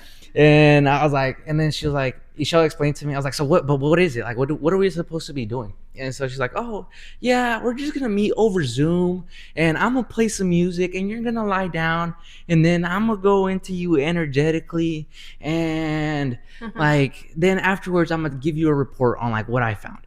And I'm like, okay, so what you're telling me is I'm gonna meet you over Zoom, and I'm gonna play some like relaxing music, and that's going to like you're gonna tune into me energetically, and you're gonna like figure things out. I'm like, whatever. Like if it was in person, I would have been freaked out. But I was like, over Zoom, like what could she do over Zoom? Like what? Like who cares? Like all right, you need to get your certification. All right, like I'll help you out. Like I'll be one of your people. Like I'll help you out. I'm like, ain't nothing gonna come from this. And I was like, whatever. And I got to grab real quick. Sorry. and so I was like, nothing's gonna come from this. I was so skeptical at the time. And again, anything that doesn't come from Jesus Christ at that point, I was like, it's the devil. And so I was like, I'm gonna be in the comfort of my own home. She's gonna play some meditation music. Like, what could she possibly tell me? And she like we do it. Like I end up, I think, like taking like a little nap while she's doing it, and like over Zoom. And I wake like she calls me to wake me up, and like and she's like, she starts talking to me, and she's like, hey Juan, like do you have, because you know how Lauren talks, she's like, hey Juan, do you have like a really bad, like terrible pain in your back? I was like, yeah, how do you know that? She's like, because I feel it, and it's like so bad, like I need to go roll out and stretch like right now. This is like terrible. And like my back had I had neuromuscular scoliosis, which had developed into arthritis or a possible arthritis, and like was very extremely painful for me, and nobody in the family knew about it. And I was like, how do you know about this? And I was like, no, I just felt it. And like, do you feel that? Like, it's really bad. Like, have you done anything for it? I'm like, yeah, I'm figuring it out.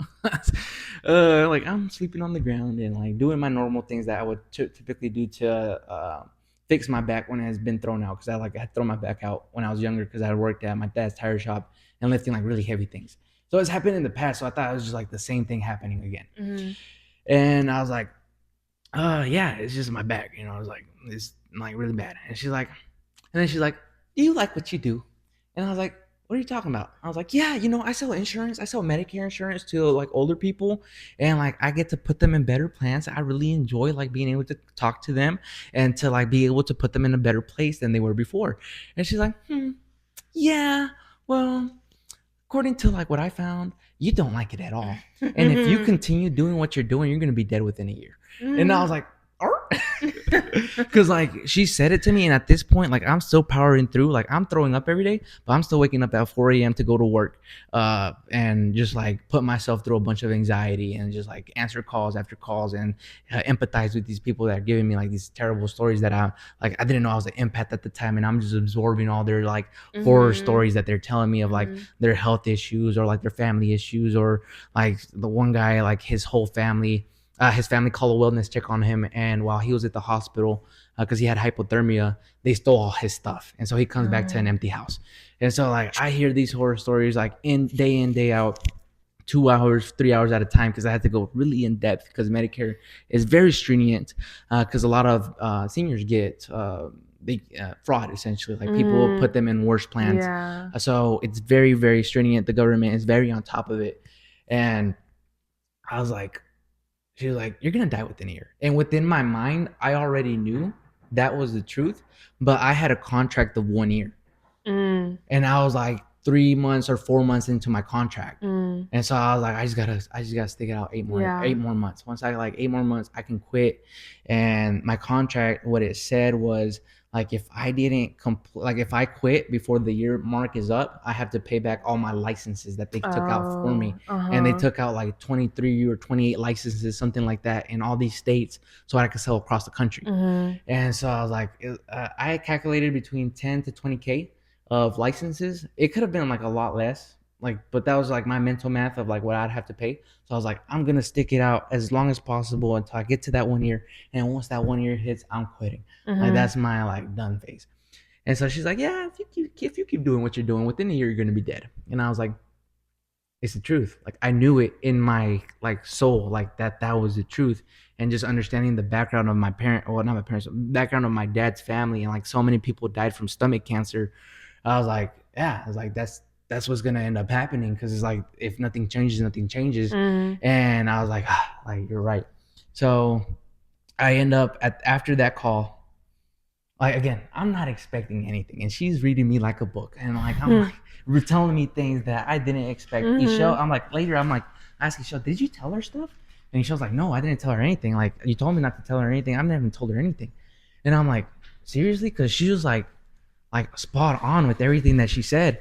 And then I was like, you know what? This is a sign from God. Like previously, I thought that it was the devil's work, but like clearly there was a reason that I was open to it, and like doing it over Zoom made me more comfortable. And so like God sent it to me in a way that I was gonna be comfortable with, and sent me that message. And then I was like, okay, like all right, I gotta receive the sign. I wasn't ready for it.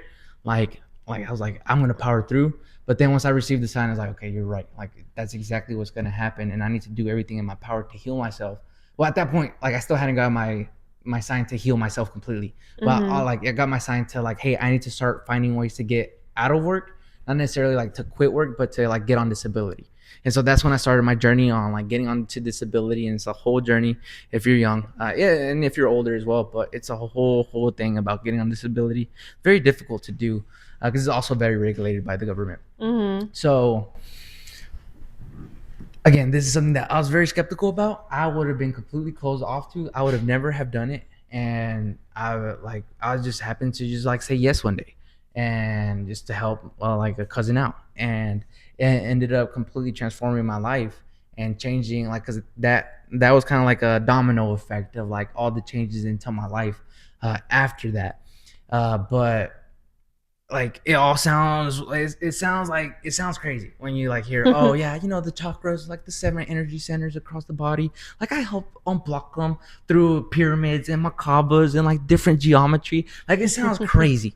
Like, oh yeah, I get insights on like people, like I don't know what they did, but like I just get insights, and then I tell them, and then like they know exactly what I'm talking about. It sounds crazy, but when you go through it and you experience it, and it's like, oh, like you're telling me like exactly what I need to hear right now, exactly when I need to hear it. It's like, actually, there's something to this. Like, there's something on another level, that on the spiritual realm. And whenever you haven't been exposed to the spiritual realm as much, like a lot of people haven't, like it sounds crazy. Yeah. But then, like once you've experienced it and like you've gone through it, it's like, oh, actually, that's not the, like actually it was right. Like everything you said or everything Lauren said was like on point. And it completely changed like my trajectory of my healing journey. But I say all that to say that it's important to like be open-minded about all these different modalities. Like, and if you believe Jesus Christ is the only way and Savior, and sacred geometry is the devil, completely understand. Like, there's other modalities that you can try. That, you know, like affirmations. God gives a lot of affirmations. Jesus gives a lot of affirmations throughout the Bible. Do not fear is said 365 times in the Bible, one for each day. Like I'm not sure if that's how it was planned, but like it says it 365 times. Like, do not fear. Like, there's no need to fear. Like, I mean, I think to address the woo woo, like this is devil, like this is completely separate from God and Jesus. I mean, we see Jesus, like Jesus in my eyes, like, okay, you see pictures of Jesus, he's got like the gold, the aura, you know, thing. I'm like, that's gold energy. We use gold energy. Jesus is a healer. He's an amazing, powerful healer. He's as well as like an amazing teacher. So when people like tend to view it as like two separate things, like, oh, this is like separate from God. Like, no, like my gifts, my abilities come from God. You know, and I'm just using that to help people on a different body, I guess. Because a lot of people maybe don't realize or know or understand that we've got our physical body, we've got our energetic body, we got and then when our relationship with God, that's a spiritual thing. Yeah, it affects all of the bodies, but when we're doing like a sacred geo healing, we're specifically on an energetic level, because like to your point, and it is true, and I have experienced as a healer, what Lauren has experienced is sometimes those blockages can get so backed up and built up, like it crosses over into the physical and it creates these weird physical ailments where you're noticing you're doing all these things or whatever. Maybe something's not getting better. I'm not saying this is the case for all physical ailments and diseases or illnesses, but look, even something as like stress. Stress causes all sorts of crazy physical ailments and diseases, right? I believe we had when I was going through my certification, like we had a session too.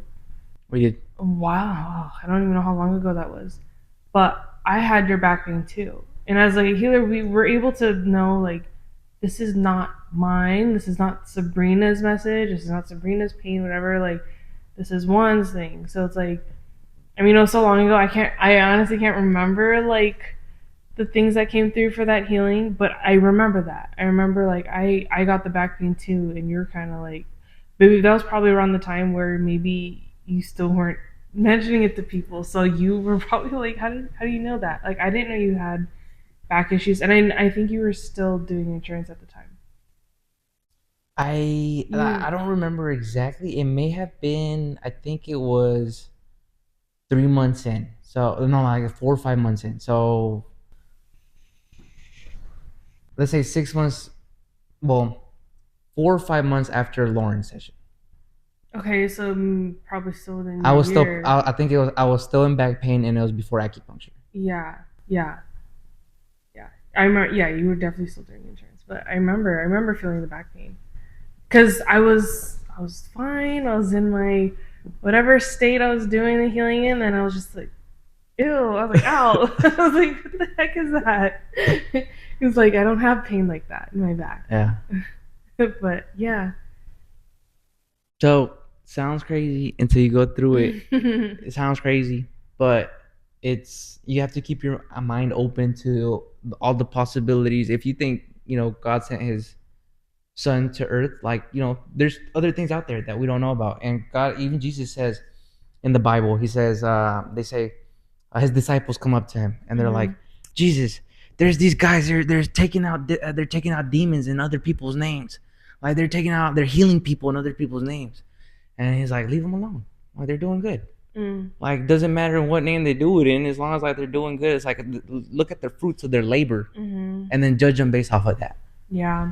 And it's like, I mean, with any of these modalities, more energetic or physical, like, it's usually not one And if I didn't quote session. that correctly, like put it in the comments of like what is supposed to actually be in the Bible. Like put the quotes. It's a compound effect with any of these modalities, like chiropractic work, acupuncture, massage, right? Like sports therapy type of massage, uh, Reiki, sacred geo, it compounds.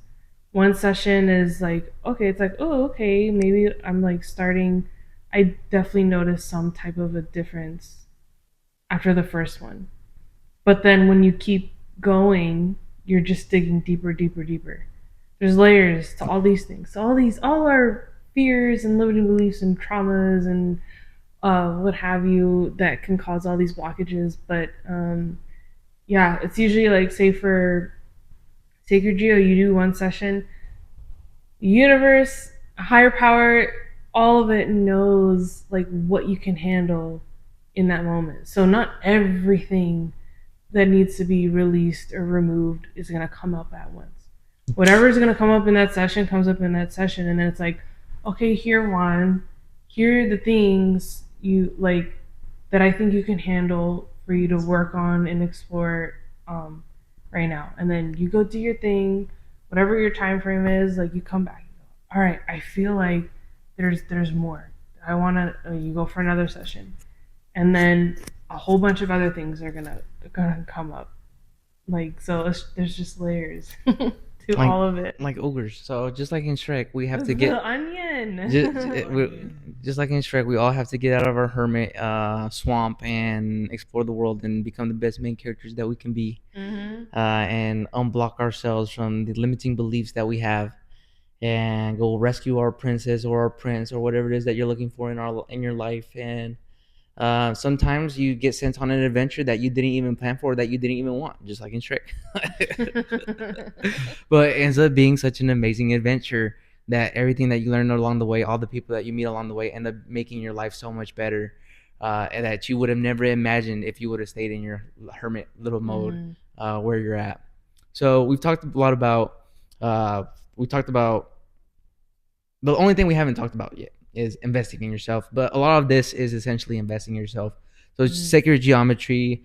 Now, unless you have a cousin or somebody that you know that is going through the training certificate, getting certificated, then you more than likely have to pay certificated. That's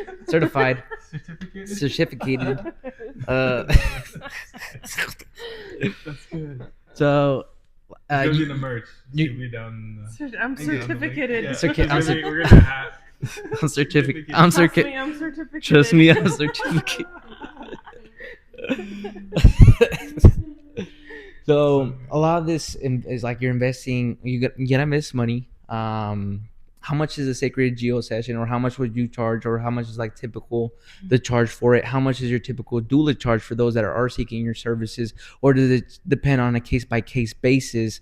If you want to talk about your charging, or if you want to leave it up to like, hey, set up an appointment and then we're gonna go based off of that.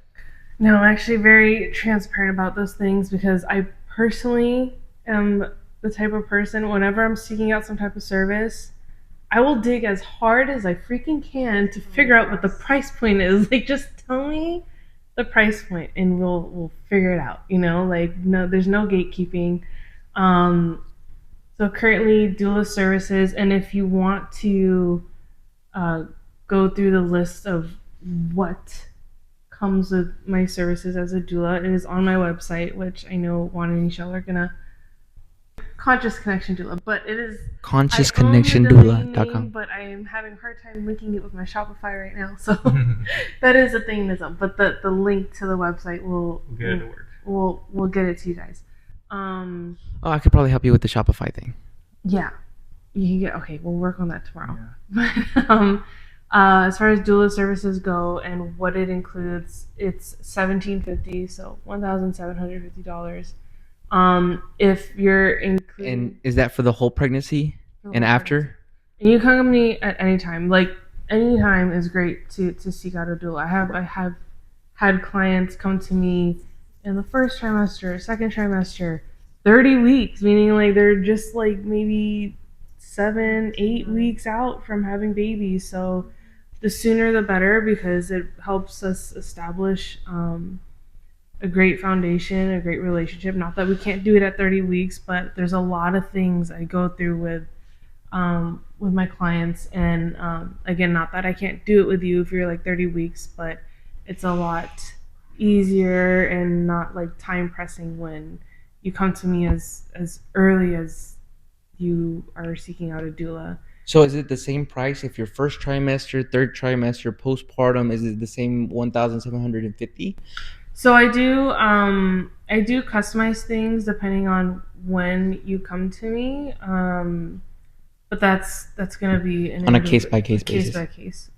Obviously, because I haven't experienced clients in every scenario possible, and that's always gonna change. So And I'm very it's like flexible. there's so I many offer scenarios. payment plans. Like, that's tailored to every individual. There's no end all be all solution to it. And they get Military 1,000. discount. They pay one. There's Let's say offers. somebody comes to you on their first trimester. They pay the 1,750. Mhm. What are they getting from you? Are they, is like weekly sessions, or is it like once a month, or is it like, hey, like we're gonna do weekly sessions up until this point where I can give you the bulk of the information, and then after that you come and meet me like on a case by case basis, or like right before your like each semester, like we're gonna meet so that you can kind of understand like what's going on with the baby and what you need to be doing, and then like postpartum we're gonna go over like the scenario and like get you ready for that. Mm-hmm. So-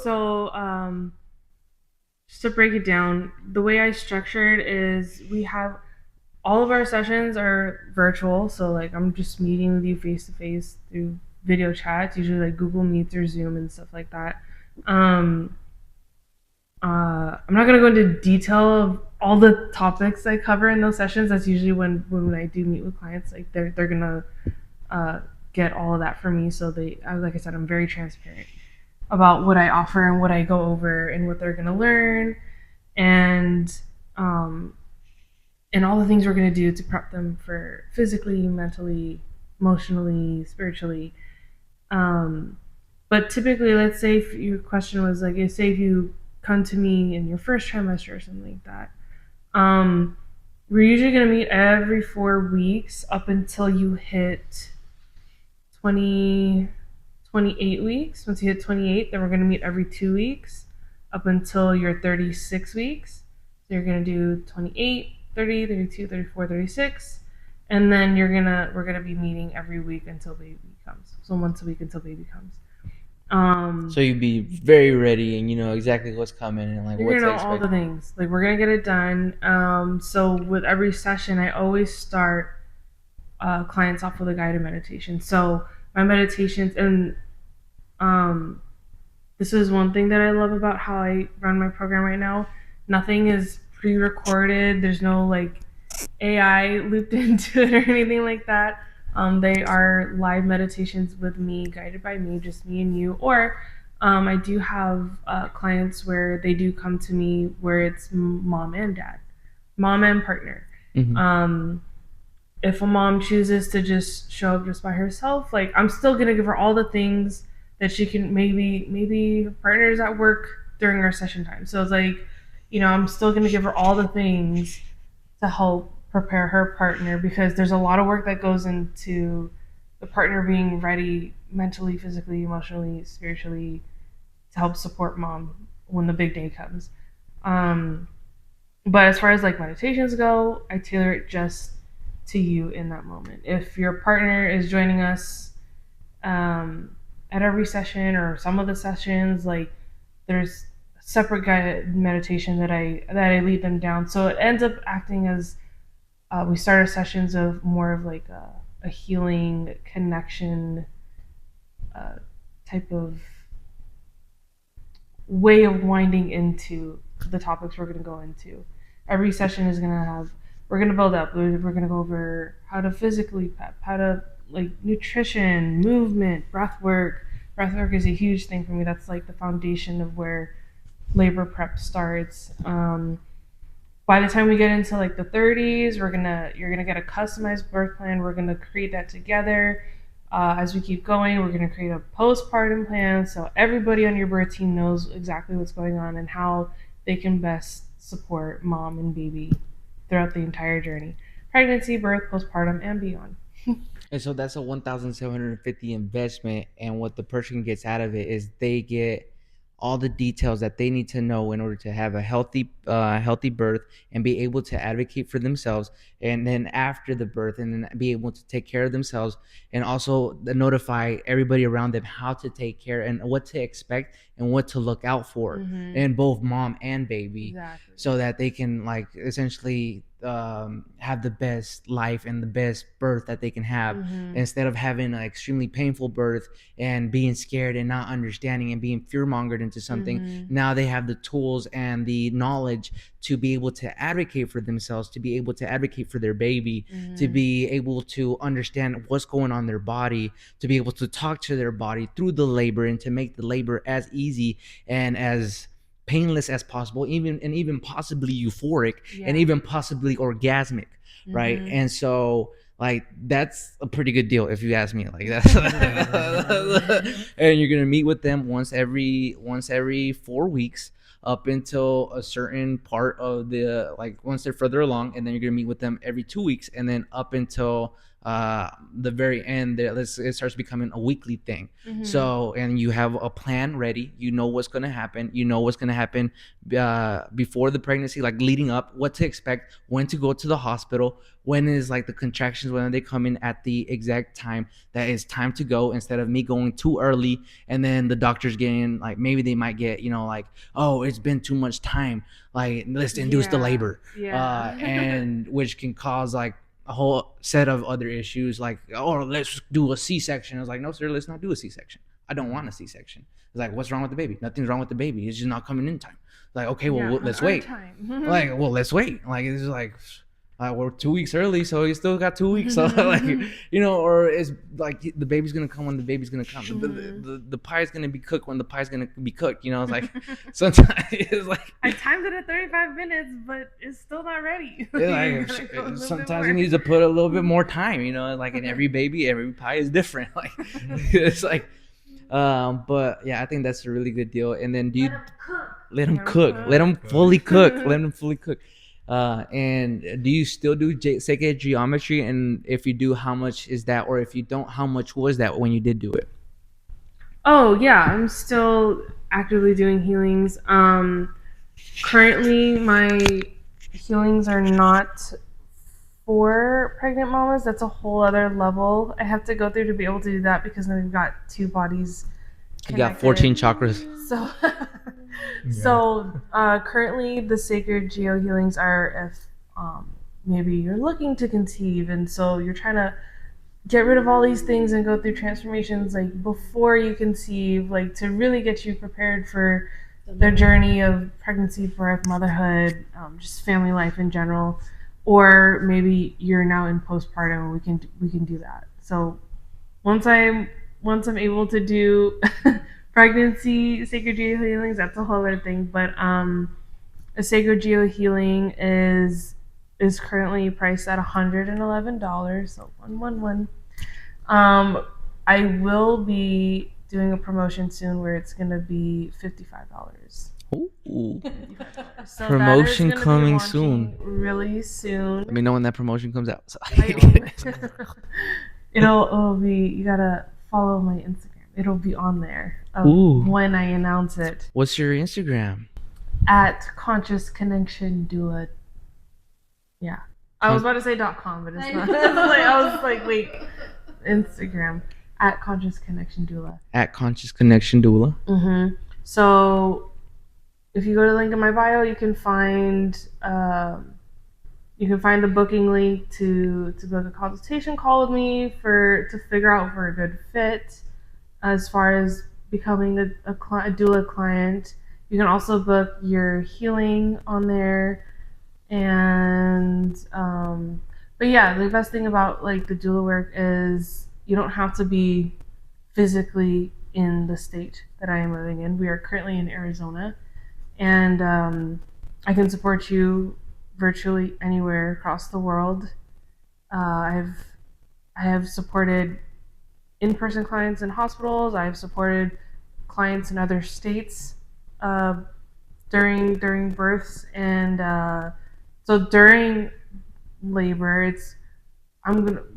we're gonna be communicating all the time. When you're in early labor, I'll be able to discern like, okay, you're still in early labor, like here are the things we're gonna be doing, and you're gonna know all these things already. You're not gonna be like, what do I do now? What do I do now? Like, what's happening? Like, you're gonna know all the things already. You're gonna be so confident going into your labor and birth. But we're gonna be actively like on the phone or texting once we go, okay, you're really inactive now. That's when we're gonna be on a video chat pretty much the entire time until and just monitor the situation, and until baby comes out, then you have me live support video chat for another couple hours, and then you're off to just being with baby and your new growing family. And then we do weekly check-ins postpartum. It's not like hospital, it's like, see you in 6 weeks, bye, like good luck. Like, I'm gonna make sure you have like the best support going into postpartum. So that $1,750 price point is for 100% virtual. If I do have any in-person clients, meaning I'm attending the birth, all of our meetups are still virtual, so it's all flexible on how and when we want to meet up. If I'm attending the birth, it's just an additional $350 charge. It's a deal. Yeah. It's a deal, and it's deal. 100%. But again, it's about investing in your life, investing in the health of not only yourself but your child and of your family, right? Because it's very important. I was reading a book, and it's very important for children to go through the birthing canal, because it's a struggle for them, and it's like the first struggle that they go through. But if if you weren't born through a birthing canal, like don't like beat yourself up. Uh, but and it's very important, the connection between the mom and the child, because the child feels all the emotions that the mom is feeling. So if the mom is freaking out, the baby's freaking out too, because like they are connected. They are literally connected, like they have an umbilical cord, like and they're one is inside the other. So it's like everything mom is feeling, the baby's feeling too. And so if mom is freaking out, baby's freaking out too. So if you're able to relax yourself and be as calm as possible, you're gonna be like, you may still have complications, but even if you do have complications, you may be able to have a healthier baby than as opposed to if you were freaking out during the complications. Now, again, just do what's best for your family, what you find intuitively. And if you hear this and you're like, yes, this is what I need in my life, like go for it. But if you're like, no, I'm still skeptical, I need to do more research, do your own research. Like there's a lot of information online about doulas. You can go check out Sabrina's website to go do some information if you want to do a one-on-one, just to like check out like, hey, what would I be learning? Like, let me just like look behind the door to see if this is a path that I want to walk down. Like, check that out. Or if you're like, maybe I know a doula, like maybe you go down that route. But there's many routes that you can go down. But what I want to highlight as well is like, you want to invest in yourself, invest in your family, and that, like we've talked about, many different methods, many different ways to invest in yourself. We talked about being the scientist of your own being the scientist in your own life. And what was the first one? Asking for help. Asking for help. So if you need help, ask for it. Look for the appropriate person to ask for help from. We appreciate everybody for watching up until this point. Does anybody would like to add anything else before we close out? Everyone good? Just be courageous. Be courageous. Be courageous. Be honest. Don't be afraid to ask for help. Don't be afraid to ask for help. You got this. We got this. It's only gonna get better from here. Take the small wins. Let's go. Let's go. I'm fired up. And so before we really truly end with Juan's ending, I would like to introduce what we're going to go into for this coming week, which is our next modality. We've talked about a whole lot, which we'll get into, right? We're just starting. But, right, we're taking baby steps. We're doing it phases at a time of what are the most simple ways, what are the most simple modalities to start now without having to invest so much money. It's really just time and effort at this point. But this is part of phase one, and then in the following phases, I believe we have 7 phases or 6 phases. We get more deep into it. But yeah, right now is just like the simplest thing to get into your healing journey. That would be the simplest steps. That is not a mindset shift. Is things that you can do in your day-to-day life that we all know we need to do in order to live a better life. But we will be getting deeper into the modalities and deeper into the rabbit hole. But yeah, anything else you'd like to add? So we will be introducing for our next topic morning stretches, slow movement, and rolling out.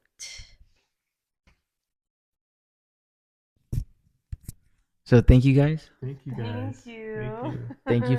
Thank you for joining us for our tea time and being open to this. You guys delivered a lot of value and a lot of insight, and I know it's gonna help a lot of people and connect them with like things that they never knew about, right? And it's like, this is what we're here to do, is to be lighthouses, to light up other lighthouses, to like light up the world and create the world that we want to create, and create a heaven on earth.